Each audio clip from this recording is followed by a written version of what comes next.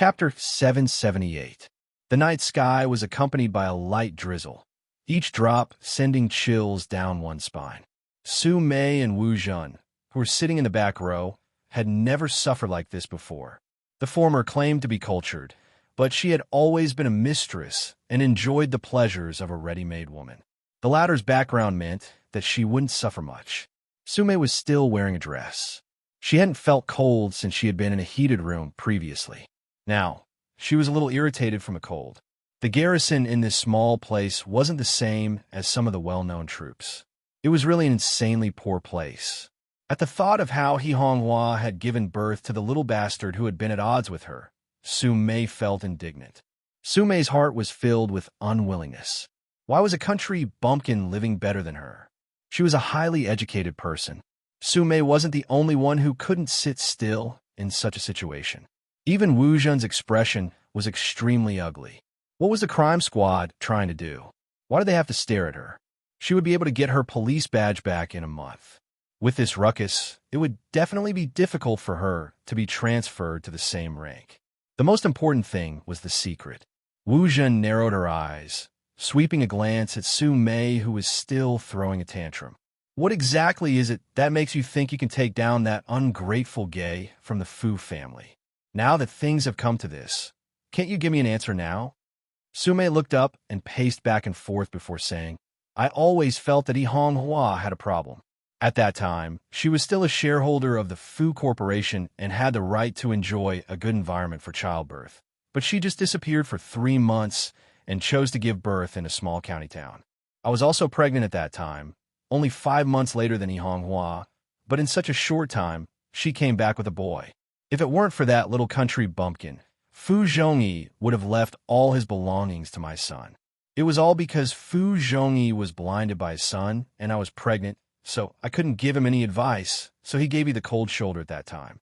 Fortunately, that little country bumpkin didn't live up to his expectations. Otherwise, I really wouldn't know how to get his attention back. At that time, I wanted to get someone to investigate, but later on, I hired a private detective. He said that when He Honghua gave birth, she found a friend of hers to help her deliver the baby in the county hospital.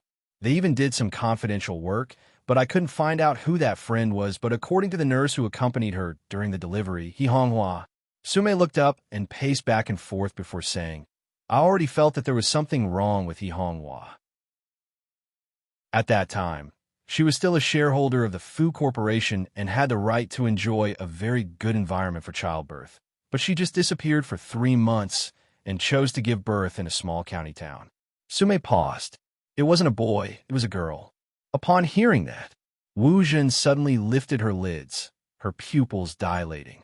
A girl? Are you sure? It was because the nurse wasn't sure. She said she vaguely remembered it was a girl, but later said she remembered wrongly. It should be a boy. Su Mei clenched her fists. That's why I wanted Miss Wu to come with me to look for He Honghua's birth information. She was just from a village, so she definitely didn't have the ability to falsify the information.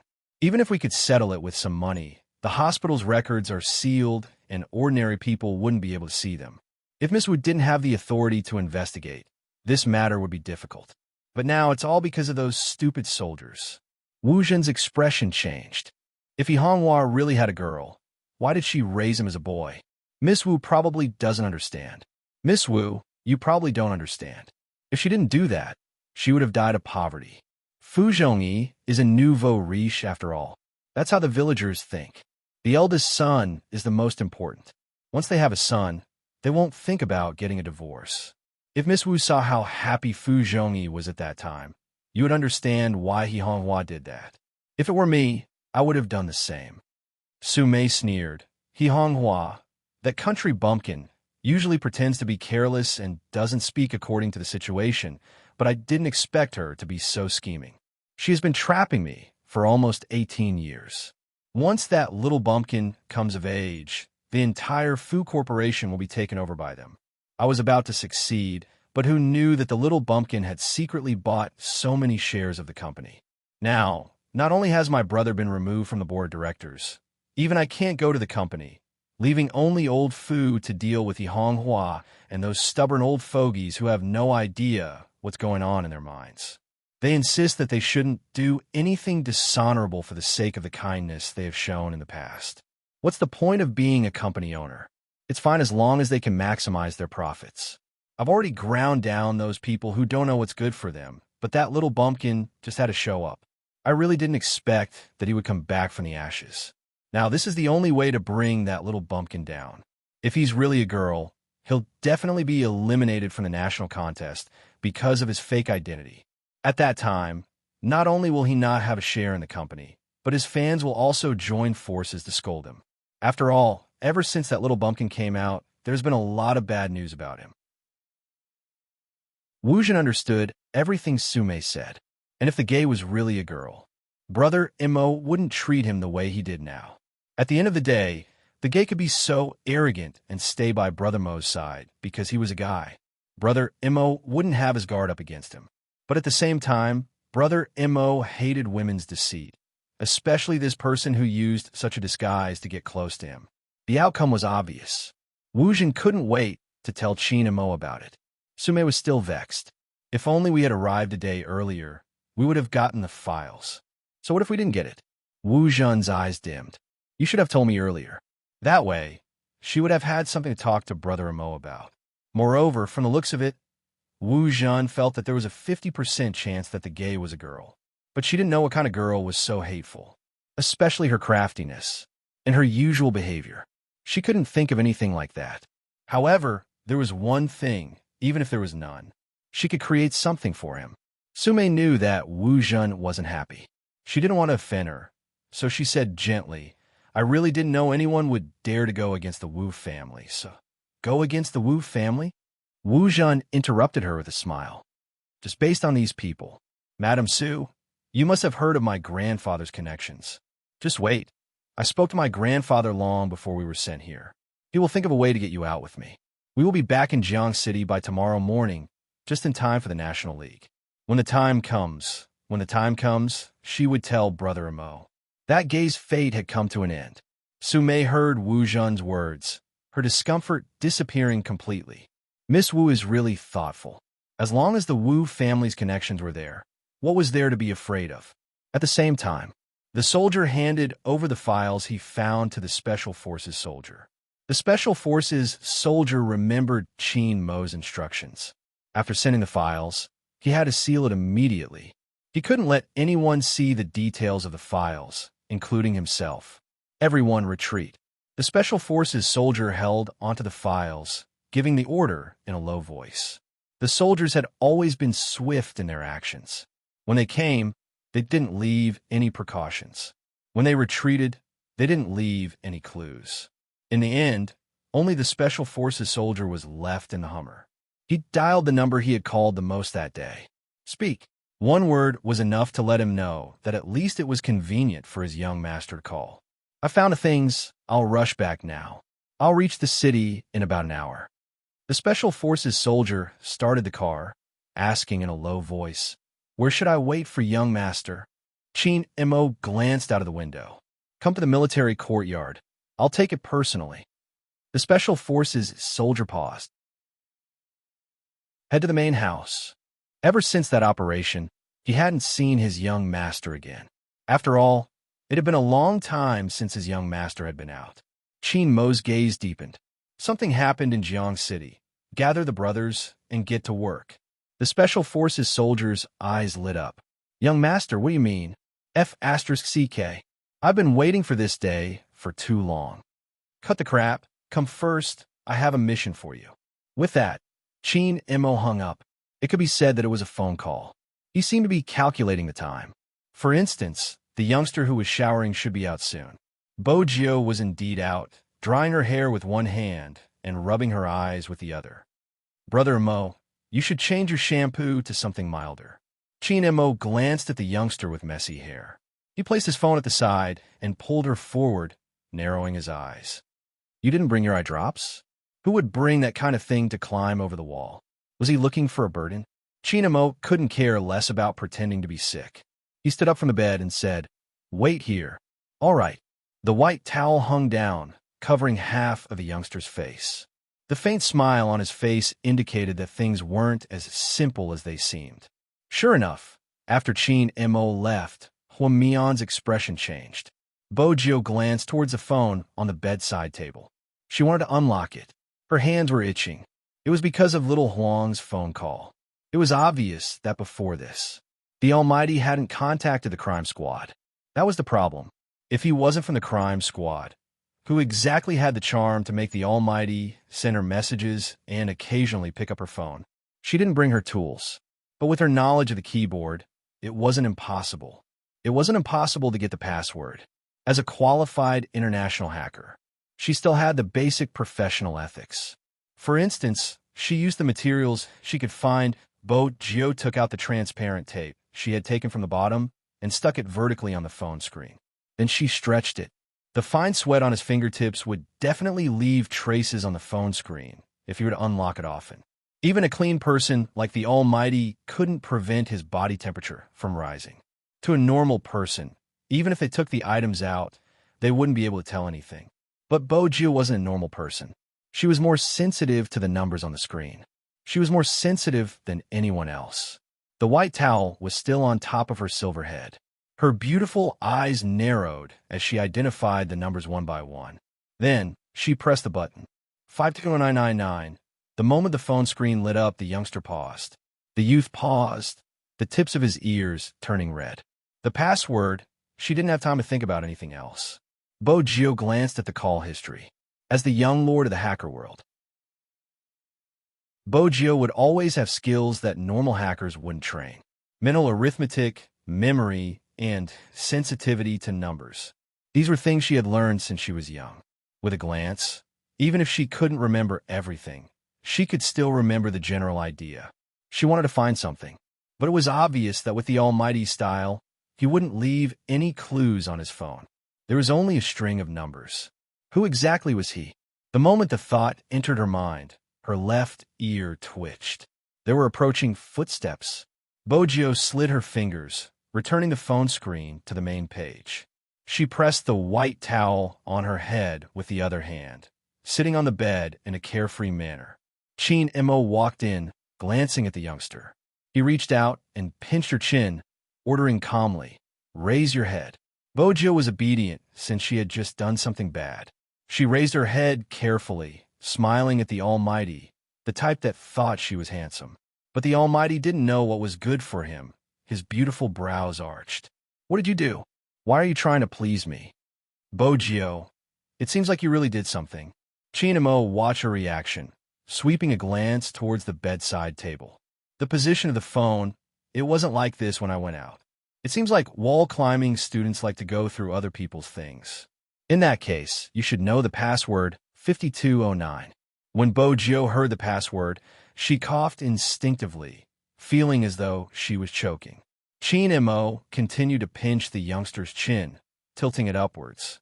He was nonchalant, his handsome face inching closer, his breath hitting her face. "Honestly, are you trying to decipher all the password-protected items in the room because you want to hear my confession?" Bojiu, the Almighty's ability to backstab her. "I clearly returned it," Bojiu muttered. She really couldn't tell which part of the phone had moved. "MH." Qin Mo turned, his fair fingers pointing. "It's about a centimeter away." "Bojiu, that little distance. You wall-climbing students won't be able to tell." Qin Mo didn't forget to attack her. After all, it's the difference in distance, and to a certain extent, it has to do with physics. Bojiu was completely listless. Qin Mo was still sizing the youngster up, chatting casually. "How did you decipher the password?" Bojiu had lost all hope in life. When the eye drops landed on her eyeballs, she felt a stinging pain. She raised her hand and pointed at the tools in the bin. "Don't blink." Qin Mo fixed the youngster's face, not forgetting to sweep a glance over. "Tape. That's a smart idea. There are deep and light marks on the phone screen, perfect for deciphering the password. Did you cheat Madame Zhang? If Madame Zhang finds out about your persona, she won't be able to eat you tomorrow." One of Bojiu's eyes was shut, leaving the other one. Her cheeks were puffed up, looking like a pretty youngster. "My handsome persona is enough. Everything else is meaningless. I didn't lie to Madame Zhang. I stole it." Qin Mo chuckled. Does stealing give you a sense of accomplishment? No. Bojio touched her pocket, reaching out to place a crumpled 10 yuan in Qin Mo's hand. I'll buy it at the original price. Qin Mo arched a brow. It's only 10 yuan. It's not even enough to buy a candy. She shouldn't be discussing the common people's money values with the Almighty. 10 yuan was enough to buy a few lollipops. The last drop of eye drops fell into her eye socket. Her vision was plunged into darkness. All that was left was the man's pleasant voice. Don't open your eyes. Close them for a while. I'm going to shower. Bojio was lying on her side. Princess had wanted to sneak an attack on her, since he wouldn't be able to live up to his name if he didn't take revenge for being needed. Who knew that the moment she walked into the room, the youngster would scoop her up and carry her in his arms? Meow. This youngster was so cruel. How did Master tolerate him? Princess's body was soft, furry and soft. Moreover, there was eye drops in her eyes. The tip of her nose was filled with a familiar scent. MH. The Almighty's scent. The Almighty didn't seem to care that she was peeking at his privacy.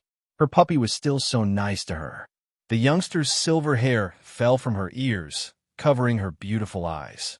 Even the hand that was hugging Princess had unknowingly loosened its grip, lowering slowly.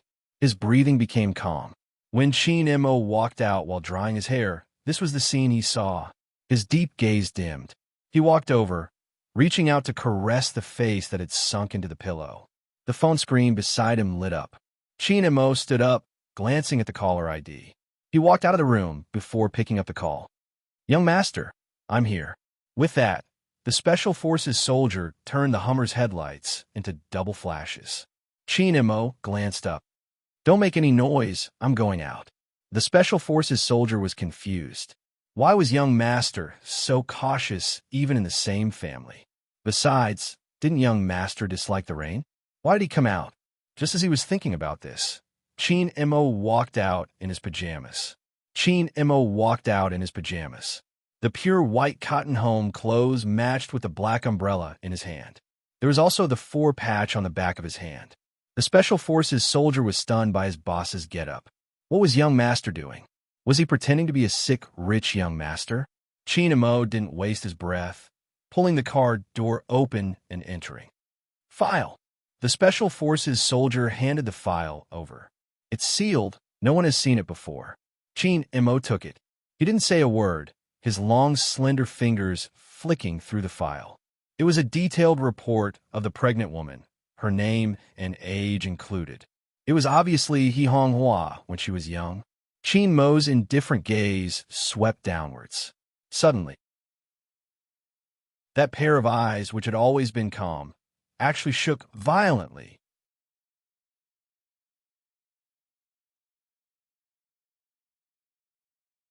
But I haven't seen the one in young Master's hand, and I don't know what's in it.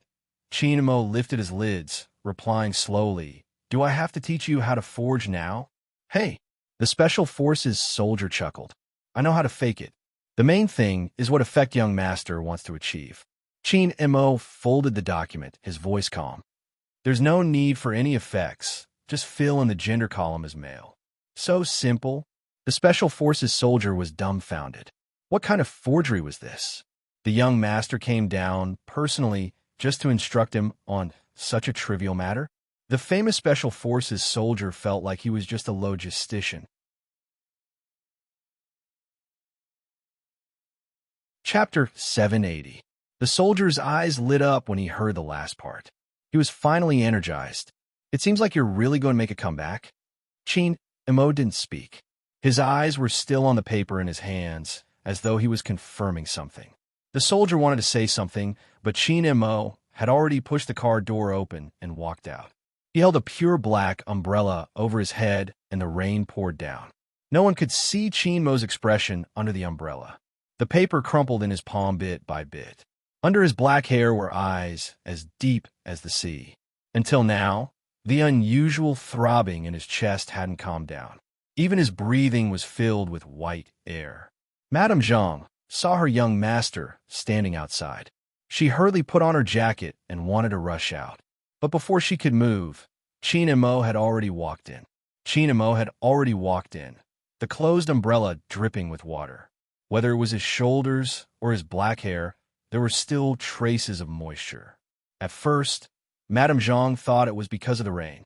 That was why young master was in a bad mood. But after a closer look, she didn't see anything bad, because she could vaguely see the corners of his lips lifting. There was an indescribable ruthlessness and playfulness. He looked as though he was going to teach someone a lesson, but he wasn't really angry. Instead, he chuckled. When his black hair fell down, he looked unusually handsome. Madame Zhang was confused. Why was she getting more and more confused about young master's thoughts? Was there something good, or was there something bad? Chinamo didn't go upstairs immediately. Instead, he took the lighter from the coffee table. He tilted his head and lit a cigarette. The feeling of abstinence grew stronger as the smoke lingered. But after he lit the cigarette, he didn't smoke it. Instead, he pressed the burning long and thin cigarette against the file. Chinamo was different from any other time. The aura of a warlord's young master was revealed. There were armed soldiers stationed in the courtyard. Chinmo's home attire didn't seem out of place at all. His indifference didn't hide his dominance. Perhaps only the Qin family could do this. In the flames, before the cigarette was finished, the file had already burned to ashes.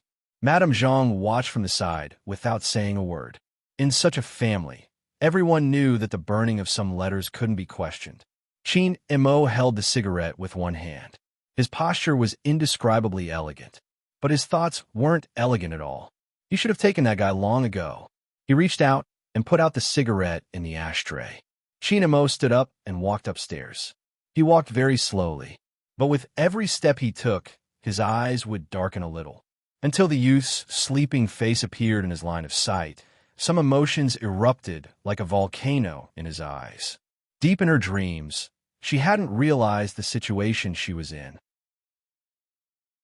If she had known, she wouldn't have been able to sleep so peacefully. She thought that it would be fine as long as she tightened her breasts and got ready for anything. Unfortunately, a fatal secret had already been stolen by Qin Mo unknowingly. Good eye drops had a certain sleep-inducing effect, which was to allow the patient's eyes to get sufficient rest. This point was also outside of the incident. But because of this, Bo Jio was in a deeper sleep than usual. Qin Mo looked down at the youngster sleeping on his bed, his silver hair contrasting with his fair and clean face.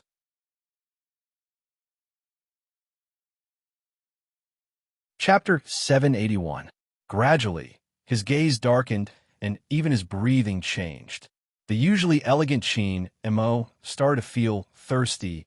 Pa Qin Mo threw the lighter to the other side of the bed. It seemed to be the start of something. The evil fire in his body surged towards Qin Mo, almost engulfing him. He wanted a more intense kiss, wanted to get closer, and even wanted to tear the person in front of him into pieces. Qin Mo could clearly feel the agitation in his blood, the heat coming from all directions, finally gathering at a point between his legs. Qin Mo walked towards the youngster, reaching out to tug his collar open, as though he couldn't suppress the desire anymore. His fingers caressed her waist and moved upwards. He was probably making a final confirmation, to confirm if she was really a girl. His fingers obviously touched the restraint. Qin Mo's gaze sharpened. He pulled out the cloth and sighed. Bojio rubbed her head against the pillow, her voice cold and slightly hoarse. It floated in the air, causing the atmosphere to become extremely ambiguous and bewildering. Chinamo looked at the person in his arms. His eyes, which were as dark as ink, were tainted with a deep darkness. How could he have believed that this was a fake back then? His fingers moved upwards with that strength. It was very light, so light that it couldn't wake the person in deep sleep, but it carried an electric sensation. Qin Mo felt the indescribable smoothness of his fingertips, his breath getting hotter, inch by inch hitting the ear with the black diamond. His eyes watched the youngster's face. He couldn't help but kiss the smooth spot through the pajamas. The youngster's behavior was easy to lose control. Her pajamas were rolled up from the bottom to the top, revealing a pair of semicircles vaguely visible above her tight and fair abdomen. Qin Mo's gaze darkened, his fingers digging in. A certain spot was frighteningly hot. It was impossible for a person in deep sleep to not feel anything. But his eyelids were very heavy. Bojio felt her entire body go soft, but she couldn't tell what was different. When the numbing current rose from her tailbone, she couldn't help but frown. But her body was indeed honest. A girl at this age was like a budding flower, waiting to be plucked. Hence, every part of her body was very sensitive. Bojio moved her legs uncontrollably. She wasn't sure what she was rubbing, but this action was undoubtedly seduction in Chinmo's eyes. You want it. It was a low word, because he knew the person in his arms wouldn't wake up. That feeling made him want to ignore everything else and just have her. But, compared to a certain someone who was half asleep, he preferred to see someone voluntarily sit on his waist, especially when she begged him with her raspy voice, saying that she couldn't take it anymore. Chinmo's throat tightened. His fingers slid downwards, locking on her thighs. Through the not-so-thick pajama pants, the youngster who wanted to rub against him felt his scalding heat. Just like that, he rubbed against her inch by inch. He didn't know how long it had been before he pulled away and entered the bathroom with a dark look in his eyes.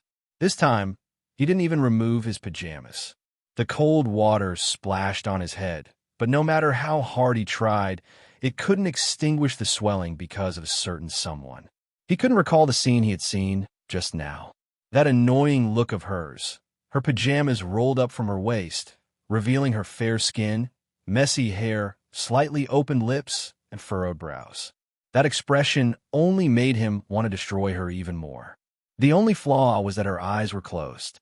If she were to open her eyes, she would be looking at how hard he was going to take her. Her eyes, which had always been clear and distinct, would definitely widen and be filled with seductive tears. Chinmo raised his head, his slender neck stretched like the wildest and most beautiful beast.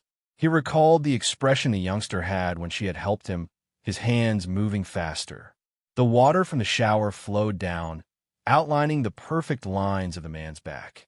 Every part of him was filled with strength. Just like that, Chinmo leaned against the bathroom wall, allowing the water to diffuse into the air. He waited for the water to heat up. When the water turned hot, his entire body was already drenched. He reached out to press the hair on his forehead that had fallen along with the water. His eyes were deep and captivating. There was a type of person who could exude a fatal sexiness when they were so handsome that they were self-deprecating. Without a doubt, Chinmo was that type of person. But the heat took too long to subside.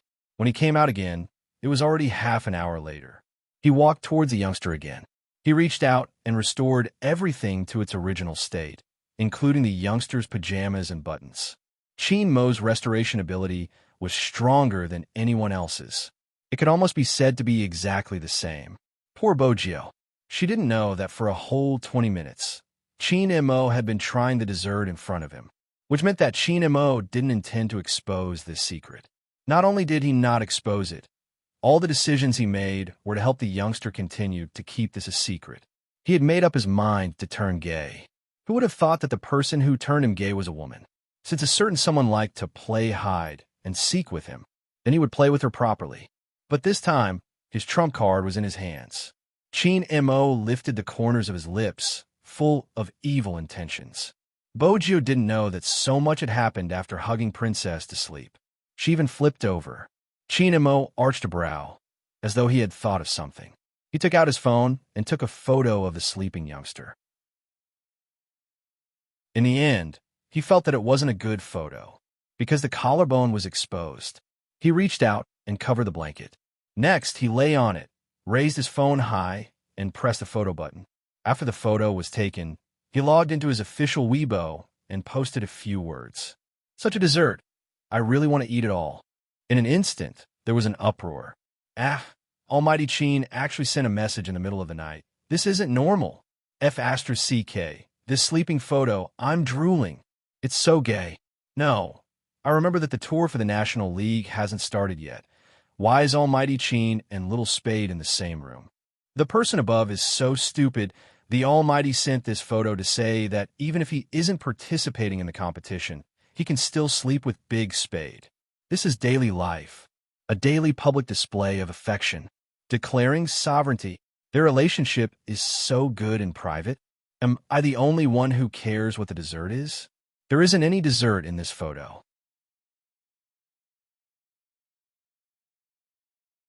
Chapter 782. It was the middle of the night.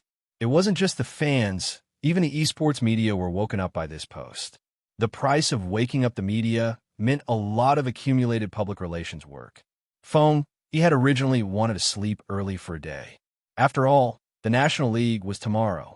As a manager who had followed Qin Mo, it would be a lie if he said he wasn't excited. Finally, he didn't have a meal, but his phone was blown up. Boss Liu, you must be joking. When has almighty Qin been gay? As for his relationship with Spade Z, you should ask him himself when you see him in the future. As Fong Yi replied, he wanted to rush over to the Qin family. How could such a photo be posted so casually? Boss Fong, don't hide it from me. If young Master Qin really likes men, I'll arrange a few younger ones for him next time. When Fong Yi heard that, he arched a brow and said with a fox-like viciousness, Boss Liu, you should know that Boss Qin doesn't like this kind of thing. You should keep the tender ones for yourself. Last time, Boss Zhang made the decision on his own and sent someone to young Master Qin. You saw it too. Liu seemed to have been choked by this reminder, and he laughed awkwardly. I was just joking. Young Master Qin must be busy with the competition recently. These people just randomly took out a photo and they're spouting nonsense. I'll have a good talk with my subordinates later. Fong, he chuckled. It's because almighty Qin and Little Spade have a good relationship and almighty Qin treats him well. Boss Liu, you can report whatever you want. After all, the kids of Supreme Alliance have a good relationship. I'll try to stick close to the truth. I'll treat Boss Liu to a meal next time. Supreme Alliance has many promotional activities to do. Everyone knew how popular the Qin Group's team was. Any event could cause an explosion of topics. If he could get exclusive publicity, Boss Liu would definitely agree. Don't worry, there won't be any false reports. CP needs to be loved, but there has to be a limit. I didn't expect Boss Liu to know about CP. Fong, he usually had to deal with one thing before dealing with the other. Boss Liu didn't want to let go of the phone. I can't help it. Don't you know how much my daughter loves that Spade Z from your family? She keeps telling me every day that if Big Spade belongs to almighty Qin, she would be at ease. She even said that Lin Fong and Yun who are a perfect match. Why can't they be together officially? Brother Fong, let's make a deal. Can you get it to me privately? Dad, how many times have I told you not to do such things? Our Spade doesn't like it. I'm on the official Weibo now, and there will be opportunities to interact with our Big Spade in the future. Don't go through the back door. It's unfair to the other Spade fans. Fong, he could hear the crisp female voice over the phone. She chuckled. Your daughter is very sensible. President Liu. Was he implying that he was immature? Damn it. He loved his daughter so much that he couldn't even get her an autograph. Dad, tell Uncle Fong that there's no need. Boss Liu smiled bitterly. Brother Fong, you heard it. Fong, I only heard her call him uncle. How am I an uncle? I'm so young. I heard you. Fong, he wasn't very willing to say these 3 words. Chapter 783. Every single person who had accompanied Supreme Alliance to this day. Something that had never been extinguished in the depths of their hearts. Supreme Alliance would definitely win. All right, little cutie, if you confess, young Master Qin will definitely freeze you with his cold eyes. How should I put it? You should just bear with it. After hanging up such a positive phone call, Zhang Zian was stunned. Fong, he didn't forget to look for the culprit. He called 2 times, but no one picked up. Fong, he inhaled deeply. He didn't call the 3rd time, instead sending a WeChat message. I don't believe you can sleep peacefully with Little Spade by your side. I know you aren't sleeping. Boss Qin, almighty Qin, please pick up the phone. Qin Mo successfully saw through Fong Yi's resentment towards him in this message. He raised his hand slowly, picking up the 3rd call. What's the matter? His tone was nonchalant, as though he hadn't done anything. It isn't appropriate for you to send such a photo with such a caption. It isn't acceptable in the country. Fong Yi reminded him. Qin Mo asked, if you can't stand it, will you go crazy when I tell everyone that she really belongs to me? Fong Yi inhaled deeply. I'm not the one going crazy. The fans are. Boss Qin, almighty Qin, even if you want to cause trouble, you have to take it easy. And what do you mean by she really belongs to me? He felt the need to remind him again. Little Spade isn't of age yet. Don't worry, I won't do anything to her for now. I'm hanging up. He glanced at the screen. Do? Did Boss Chin use the word do just now? Why did Little Spade seem even more dangerous after hearing it? Chin Mo did have the intention to do that to the person in front of him, but it wasn't perfect. She hadn't even taken the initiative to sit on his waist. Have it be perfect? Chin Mo reached out, his fingers sliding over the youngster's wrist. Then he held on to it, his lips curving upwards. He purposely lowered the temperature of the heater. It was cold on a rainy day, and humans had an innate need for warmth. After a short while, Bo Jiu leaned over, automatically searching for a source of warmth. Chin Mo reached out his other hand and placed it on the other side of the youngster's head. He closed his eyes in an absolutely possessive position. Sooner or later, he would deal with this fellow. Boju didn't know anything, but her body's memory was still there. Hence, when she woke up the next morning, her ears were red. He glanced at the Almighty, who was sleeping beside him, and jumped off the bed. After entering the bathroom, the first thing he did was to wash his face. Then, he checked his pajamas. Other than being a little messy, everything else was normal. Then why did she have such a dream? Boju looked at her own face in the mirror and flicked the stray silver hair that was stuck to her ear. It was the kind of numbness that rose from his tailbone when he was half asleep and half awake. She felt that the Almighty had touched her somewhere. Boju frowned. Or had she been dreaming? Had she automatically seen the Almighty's face? It was just a feeling. Have this dream. Boju's face heated up. She poured herself some cold water and placed both hands on the basin. That action was very handsome. Some men wouldn't be able to do it, but the youngster was the one who did it. It made her look tough. Chin Mo leaned against the bathroom door, his thin lips curved into a faint smile. Then he walked over slowly. Boju stilled. It was probably because the person in her dream had become the Almighty. Now that she saw that handsome and elegant face, she felt a chill run down her spine.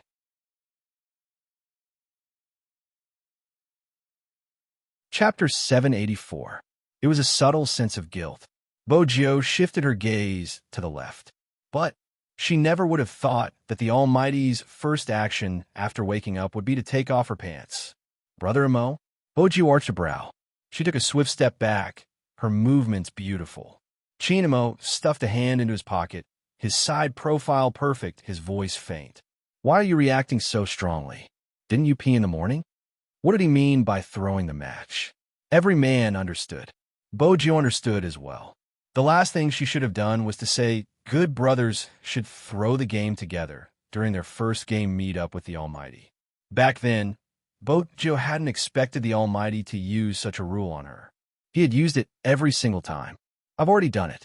Brother Mo, you can pee yourself. I'll head down to see what Madame Zhang has prepared.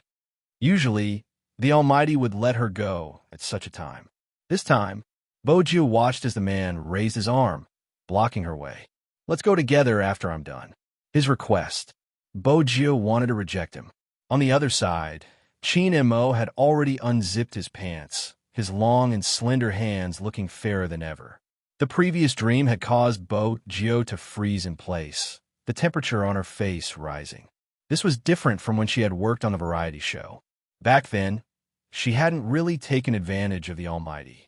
In order to prevent the dream from happening again, Boju's gaze remained fixed, the heat on the tip of her ears never subsiding. When he lowered his lids, Chin Mo's thin lips curved upwards, his deep gaze filled with a smile. If he had known about this, he would definitely say, shameless. Brother Mo, did I do anything to you last night? It was probably because of the awkward atmosphere. Boju felt that she had to say something. When Chin Mo heard her question, the smile in his eyes deepened. What did she do to him? Swoosh. He pulled up his pants. Chin Mo tilted his head, his entire body relaxed, but his thick brows were furrowed. Why are you rubbing against me? Did you dream about something last night? Boju didn't reply. What should she say? That kind of dream? Fortunately, the Almighty didn't continue asking. Instead, he changed the topic. Did you brush your teeth? Yes. Boju was still wondering how she had managed to get close to the Almighty. It was a little dangerous since he was gay. Even though she was the one taking advantage of him, he was someone who had confessed to her. Let me check. Inspection? Gio lifted her head. His chin was lifted up by someone. Then came a kiss that tasted of lemon toothpaste. When the coolness fell on his lips, Gio was in a daze, her dark eyes trembling. Looks like he did. Chin Mo retracted his hand and looked at the person in front of him with a smile. All right, the examination is done. Let's go downstairs for dinner. Other than the Almighty, there was no one else who could speak so naturally. Gio, what kind of inspection was this? It was all in the past. It would be a little pretentious to talk about it again. Gio had no choice but to grab Princess, who had witnessed everything from the side, and give him a good beating. The princess was also shocked. The first thing it did after waking up was to protect its master. But just now, his master had kissed this brat's lips. What was going on? Don't bully a cat for not being able to understand. That was clearly a kiss.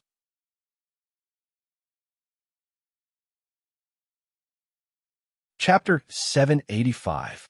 Madame Zhang had been tiptoeing ever since she had finished preparing breakfast, glancing towards the second floor. Her young master's reaction yesterday had been too strange. She was afraid something might have happened. But when she saw Chin Mo in his pure black uniform, walking down with a bag in one hand, Madame Zhang felt that she was overthinking. Her young master hadn't been in such a good mood in a long time. Even when he was eating his porridge, he seemed to have thought of something, lifting his lips. But that smile came too quickly. It was gone by the time young Master Gio came down. Madame Zhang walked over, holding the uniform that Gio had taken off yesterday. Young Master Gio, you can't wear young master's uniform. It's too big. Fortunately, I washed this one for you. Hurry and change into it. You can leave with young master later. Gio glanced at the Almighty, who was still eating breakfast, and thanked Madame Zhang with a smile. She took the uniform and headed back upstairs. This morning was destined to be different for Supreme Alliance. In the East District, Shui Yaoyao lifted her lids and glanced at herself in the mirror. No one was willing to be ordinary. It was the same for her. The finals of the National League. The day had finally arrived. She pushed the door open. She was surprised to see two people standing under the jujube tree. One of them had a cigarette in his mouth while the other stuttered, It's here. I remember the address. In Wu Yao glanced up, flicking the cigarette. It's indeed here. Yao Yao is behind you. Ah. Feng Shang turned around and smiled. His tender face was radiant. Yao Yao, why you don't know how he bullied me when I slept with Uncle yesterday. In Wu Yao stopped smoking when he heard that. Feng Shang, speak properly. Bully. F***CK. I'm the only straight man in the entire Supreme Alliance. Don't mess up my image. She saw her teammates early in the morning. She was touched. It made Shui Yaoyao forget all her nervousness. Let's go. Manager Feng will drive us to the venue personally. That day, in Jiang City, the morning fog was still thick. Even the car windows were foggy. But it was also the most unforgettable day for Shui Yaoyao. Even a long, long time later, when she retired from East Ports and fell asleep with her child in her arms, she could still remember the speed of her heartbeat. Very soon whoosh, the youngster zipped up his uniform. He shoved his hands into his coat pockets. He stood with his back to the light, his legs long and slender, his back straight. His eyes watched the rising arc of the sun. Subsequently, the young man slowly walked into the darkness and pulled on the black wrist guard on his left hand. His combat uniform fluttered in the wind, and he looked very handsome. Even the princess couldn't help but complain about his aura. Chin Mo stood downstairs, waiting for a certain someone. He had a shoulder bag on his shoulder. His tall figure was elegant and noble. Feng Yi's driving skills weren't bad, and it wasn't a problem for him to drive a business car.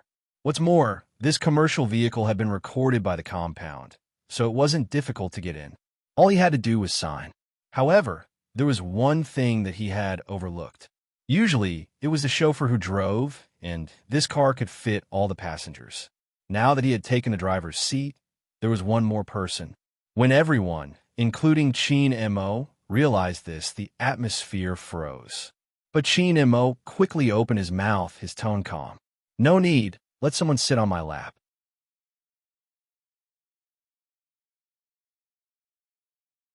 Chapter 786. The moment he said that, almost everyone stilled, especially the driver who had been snatched away from him. That someone definitely wasn't referring to him. Who else would dare to sit on their captain's lap? Lin Feng opened the bottle of mineral water, pretending to drink it. Yin Hu lifted his lids and glanced over. Yin Wu Yao's hand was scalded by the cigarette ash that fell. Feng Shang and Coco bit on a rabbit's ear each, their eyes widening. Feng Yi gripped the steering wheel and glared at Almighty Qin. Almighty Qin's shamelessness had reached a point where it made one's hair stand on end. He really didn't think that the young master he brought along, who was always indifferent to everything, would become like this once he fell in love with someone. Shameless, too shameless. Sit on his lap. Qin Mo didn't seem to care about how Feng Yi looked at him. It should be said that from the start, his deep gaze had been on the youngster. His expression was cold, as though saying, "What are you waiting for? Hurry up and take a seat." Of course, Bo Gio realized that the someone he was referring to was her, but did she need to sit on his lap? The driver hurriedly said, "Boss Qin, I'll alight. I'll just alight." Qin Mo swept the driver glance. "If you leave, who's going to park the car? Are you going to let the vice president of a club park the car? Feng Yi is already accompanying others in the industry. If he's going to be a parking boy, how is the Qin group going to maintain its image?" Feng Yi, wait a minute. Explain yourself. What do you mean by accompanying others in the industry? How could a popular manager like him be described in such a manner? Almighty Qin, just say that you want little Spade to sit on your lap. Why are you insulting me? However, Old Fox Feng was still Old Fox Feng. He completely understood what his boss was thinking, and he would go along with it. After all, there was a tough battle to be fought in a while. If he made young Master Qin happy, he might even smile during the game's live stream and increase the number of online viewers. Hence, Foxy Feng lifted his thin lips. Little Spade, let's squeeze. Fortunately, the first match is in Jiang City. It won't take long. Hurry up and get on. Bojo glanced at the other 3 cars in the Qin family's house. One was a limited edition sports car, one was a military Land Rover, and one was a normal sedan. Before Bojo could finish her sentence, Qin Mo reached out and pulled her into the car. The Almighty's side profile was still so handsome and elegant that she couldn't bear to sully it. Aren't you going to sit down? Are you going to take responsibility if I'm late? It was not a big deal to sit down. After all, there was a lot of space in the MPV. However, all the members of the team still had expressions that said, "I'm looking at the sky, not you guys." Bojo felt herself being pressed against his long legs, the Almighty's enviable hand around her waist, and his expression that threatened to throw her out of the car window if she said another word. From this angle, the Almighty was still handsome and inviolable. She was probably thinking too much. In other words, she had taken advantage of the Almighty and sat on his thighs. It was just that he had never tried such a close distance.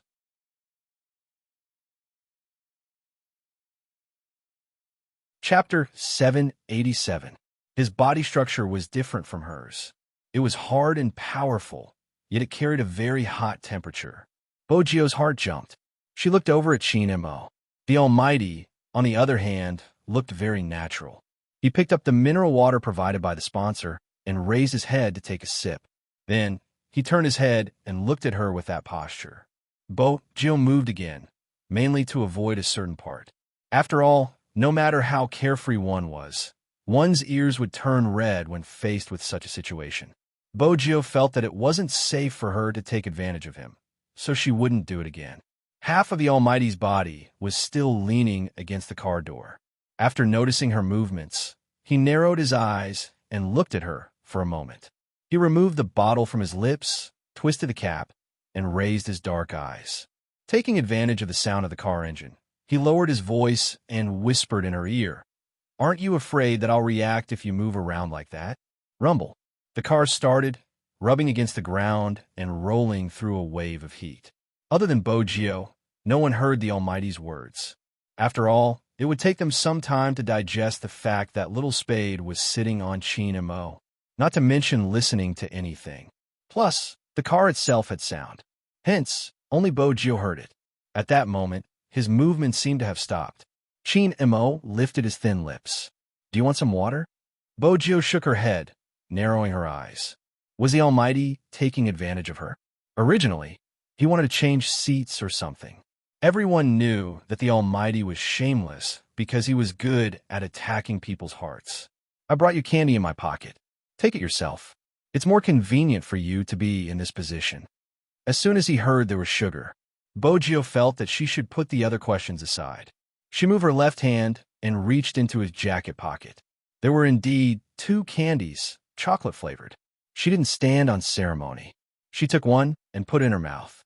Since he had to sit here regardless of whether he ate the candy or not, he might as well grab a candy first. However, the Almighty's breath was coming from the top left of his head. She didn't know what to do, especially since he would look at her every time she moved, and their legs were pressed against each other. Well, it was true that some good brothers would often sit together like this, especially when there was not enough space in the car. It was normal for everyone to squeeze like this. But Bojo had never expected herself to be the party involved. In particular, Manager Feng's driving skills were really not that good. Even though he didn't drink alcohol, he acted like he had drunk alcohol. He always liked to slam on the brakes. Once she braked, the Almighty had to stabilize her waist so that she wouldn't hit her forehead. But in that case, the two of them would be very close to each other. Coupled with the untimely impact, it was too late. Bojo turned towards the Almighty subconsciously. She saw that he was looking at her, so close that when their eyes met, she could even see the light in those dark eyes shattering. Very beautiful. The Almighty was indeed the type of person who was most suited to stand under the sun. Moreover, today was indeed unusual. The finals of the National League must have made the Almighty very happy, right? Bojo remembered that when she had been young, she had held a tortoise for him to see. Her pet had been like this too. As he washed her hands, he lectured her, telling her not to touch anything with bacteria in the future. In the end, with bright eyes, he prepared a small jar for raising tortoises for her and fed the tortoise with her every day. How should he put it? His mouth said no, but his body was very honest.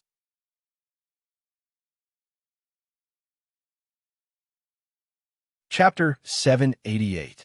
Bojo moved a few more times, bending her left leg to the side. She tried her best not to place her entire weight on the Almighty, adjusting her position to be more comfortable. Chin Mo watched the youngster on his lap, an uncontrollable emotion surging out from his chest. He wanted to treat her better. He must be crazy, since there was someone else. He wanted to bully her every day, but he couldn't bear to do so. Chin Mo glanced over, placing his chin on her shoulder. He was in a good mood. His fingers moved slowly through her clothes, rubbing against her abdomen inch by inch. He realized he was addicted to this feeling. He didn't want to let go. This was the only person he didn't want to let go. The group at the back was playing in a subtle manner. Actually, there wasn't a single person who wasn't excited on this day. As the team that was about to enter the cold arena, all the Supreme Alliance fans were waiting anxiously for the slightest news about their team. Releasing information on the official platform was something every team would do. In the past, Lin Feng hadn't been sure what to post.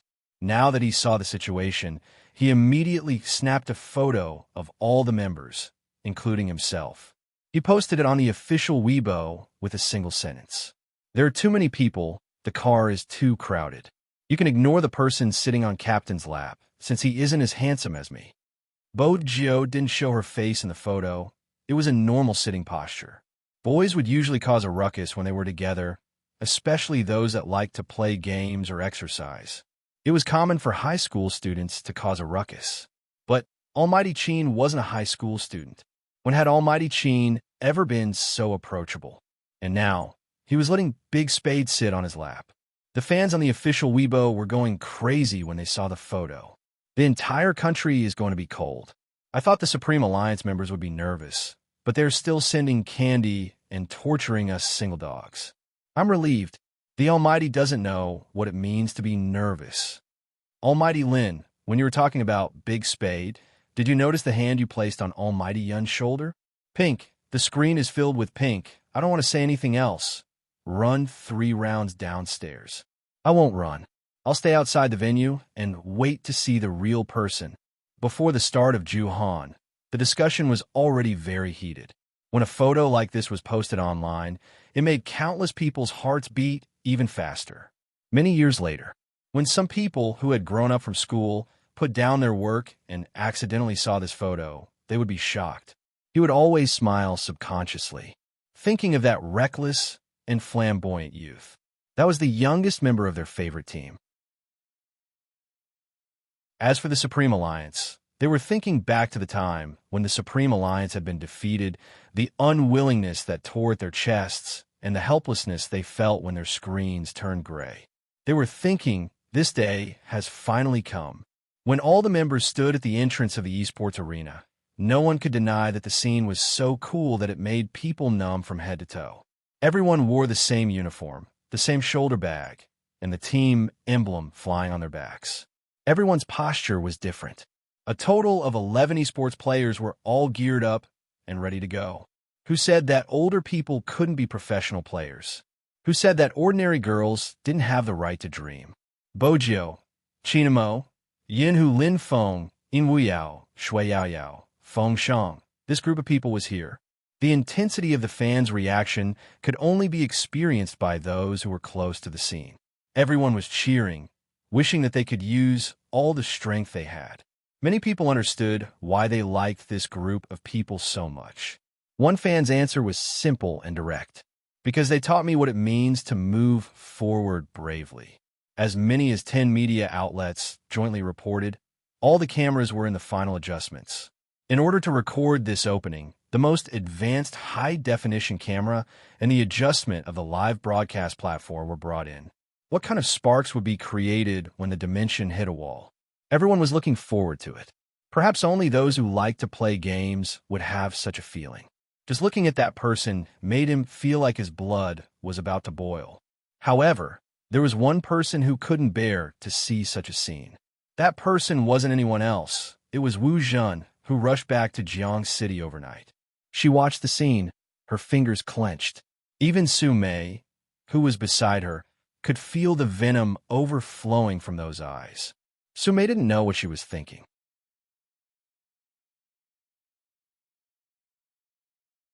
Chapter 789. Yes, ever since you mentioned it, I've been keeping this group. I've even promoted it on Tieba, using Spade Z's daily life to attract people into the group. It's been very effective. How are they doing now? Wu Zhen glanced at the extremely popular Supreme Alliance members not far away. A faint voice came from the other side of the phone. Everything is fine. After all, when you created the group, you said that it was Spade Z's fan club. As long as those people saw that it was a fan club for Spade Z, they would join us. But that was just the beginning. In the past, they really liked Spade Z, but now my position in their hearts is higher than Spade Z's. I chat with them, talk to them, and use Spade Z to organize them to write some fanfiction. They are happy writing it, and they don't want to offend anyone. Because of this, Spade Z's official fan club came to warn me. But what's the use? I told the people in the group that since everyone likes Spade Z, it doesn't matter what kind of love it is. It's the official fan club that thinks too highly of themselves. They don't doubt me and feel wronged. Don't worry, they have already formed this mindset. They don't even care about copyright infringement. Why would they care about Spade Z's life? That's good. Wu Zhen narrowed her eyes. He made so many people like him just because of his gaming. We can make use of this to attack him. We will snatch away his things and glory, then let him be attacked by his former fans. How do you think he will feel? That person laughed. He will definitely be in so much pain.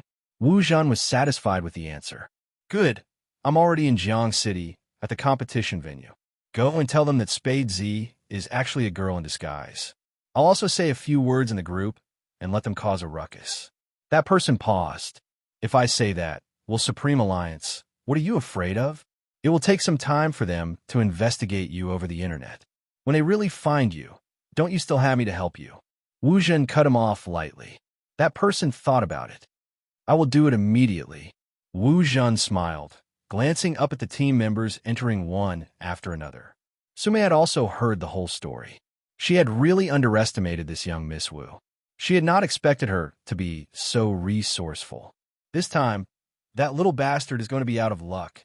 After all, in this industry, some private groups were created because they liked it.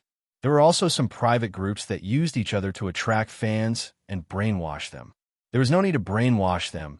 Just chatting was enough to influence each other. He hadn't expected Wu Zhen to be so smart as to create such a group. Wu Zhen tilted her head. Go spend some money. We will go through the VIP channel and head straight to the team's resting area. I want to tell Brother Mo personally. No problem. Sume still had her own connections in the business world. After all, she had also opened an esports company. It would not be a problem for her to enter the competition. The match was getting closer and closer. Everyone was in a different mood. In the ups and downs, there were other hot-blooded things. Lin Feng looked as though he was going to hold a wedding today. It was a pity that the person beside him wasn't the bride, but Yin Hu. Yin Hu wasn't used to this guy's sudden change in style. He reached out and pinched his nose.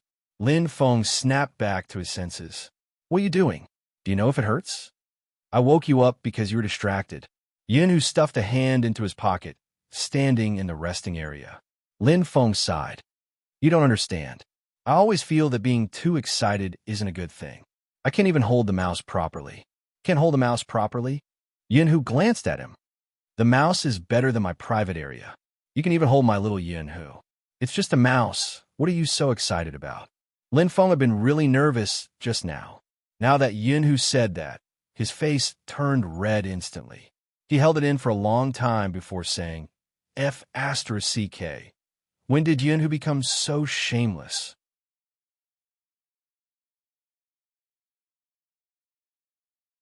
Chapter 790. But there was one thing Lin Feng didn't say, because he felt that he couldn't say it out loud.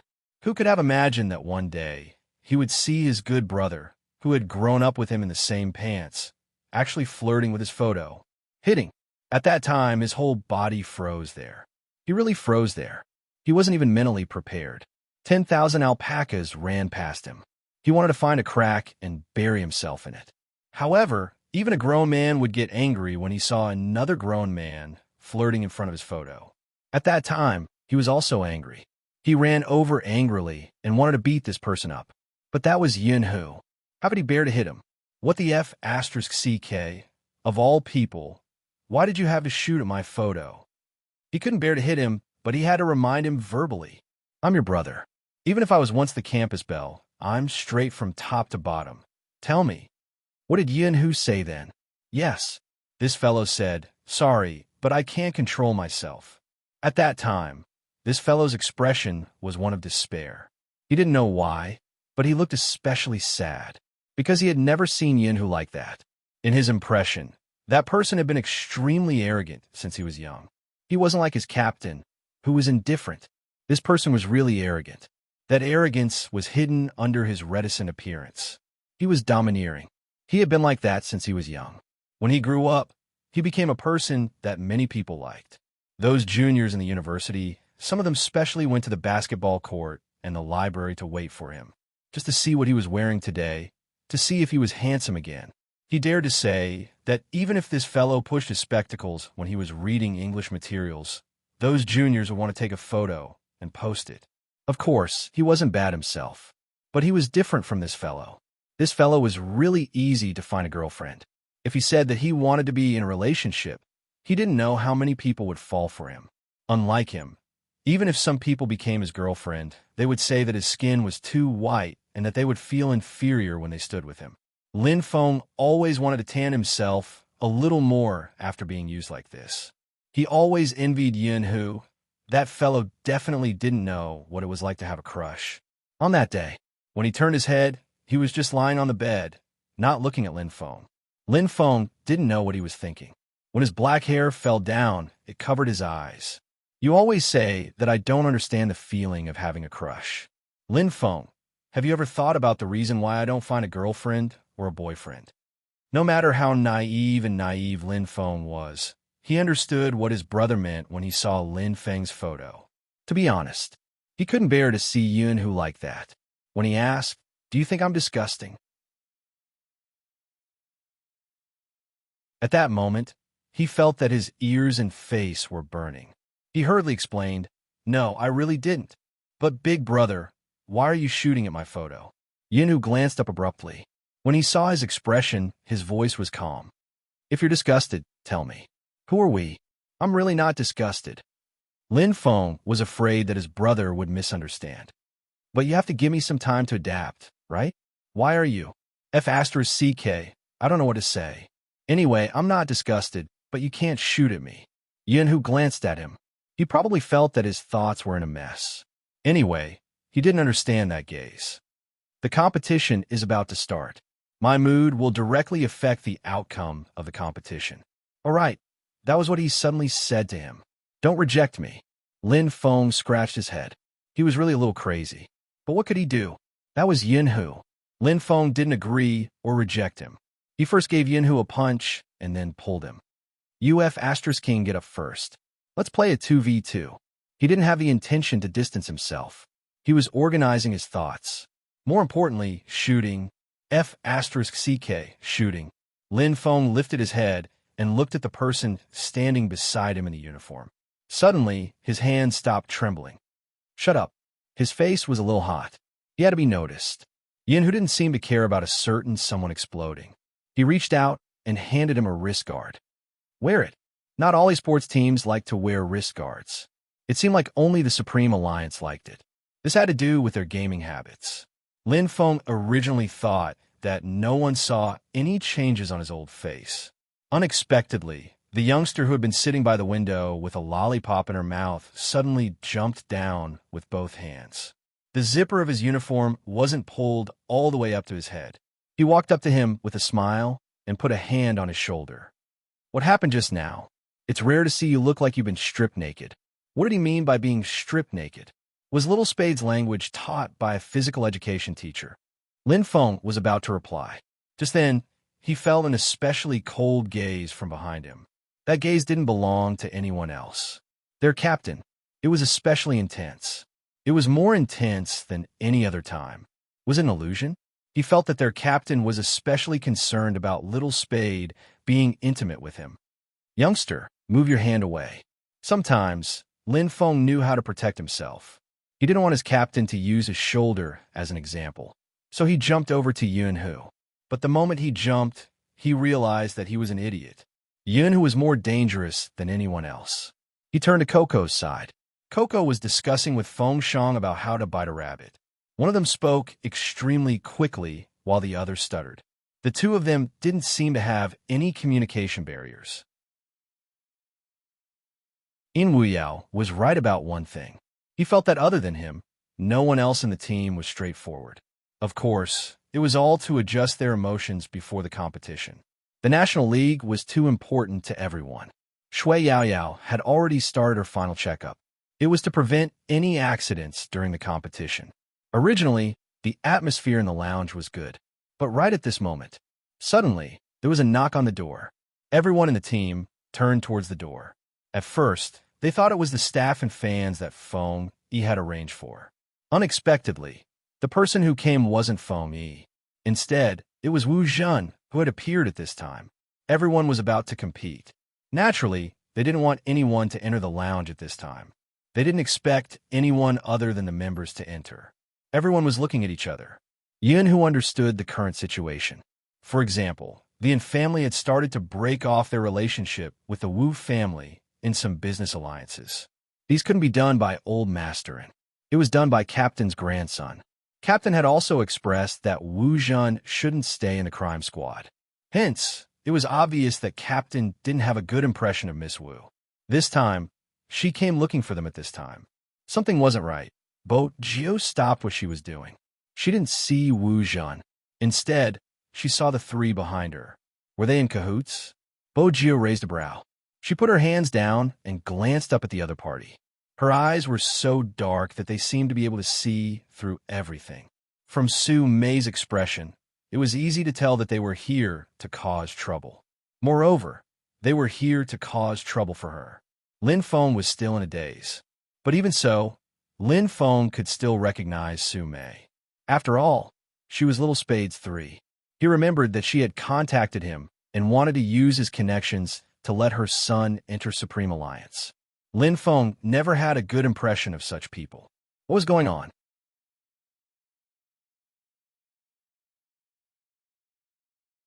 Chapter 791. Sure, let's go somewhere else. Suddenly, Qin Mo stood up, a smile on his face. Everyone knew that Qin Mo rarely smiled, but when he did, there was a devilish allure. He extinguished the cigarette in his hand and glanced at Wu Zhen, speaking slowly. Let's talk in private. Wu Zhen had never seen Qin Mo in such a state.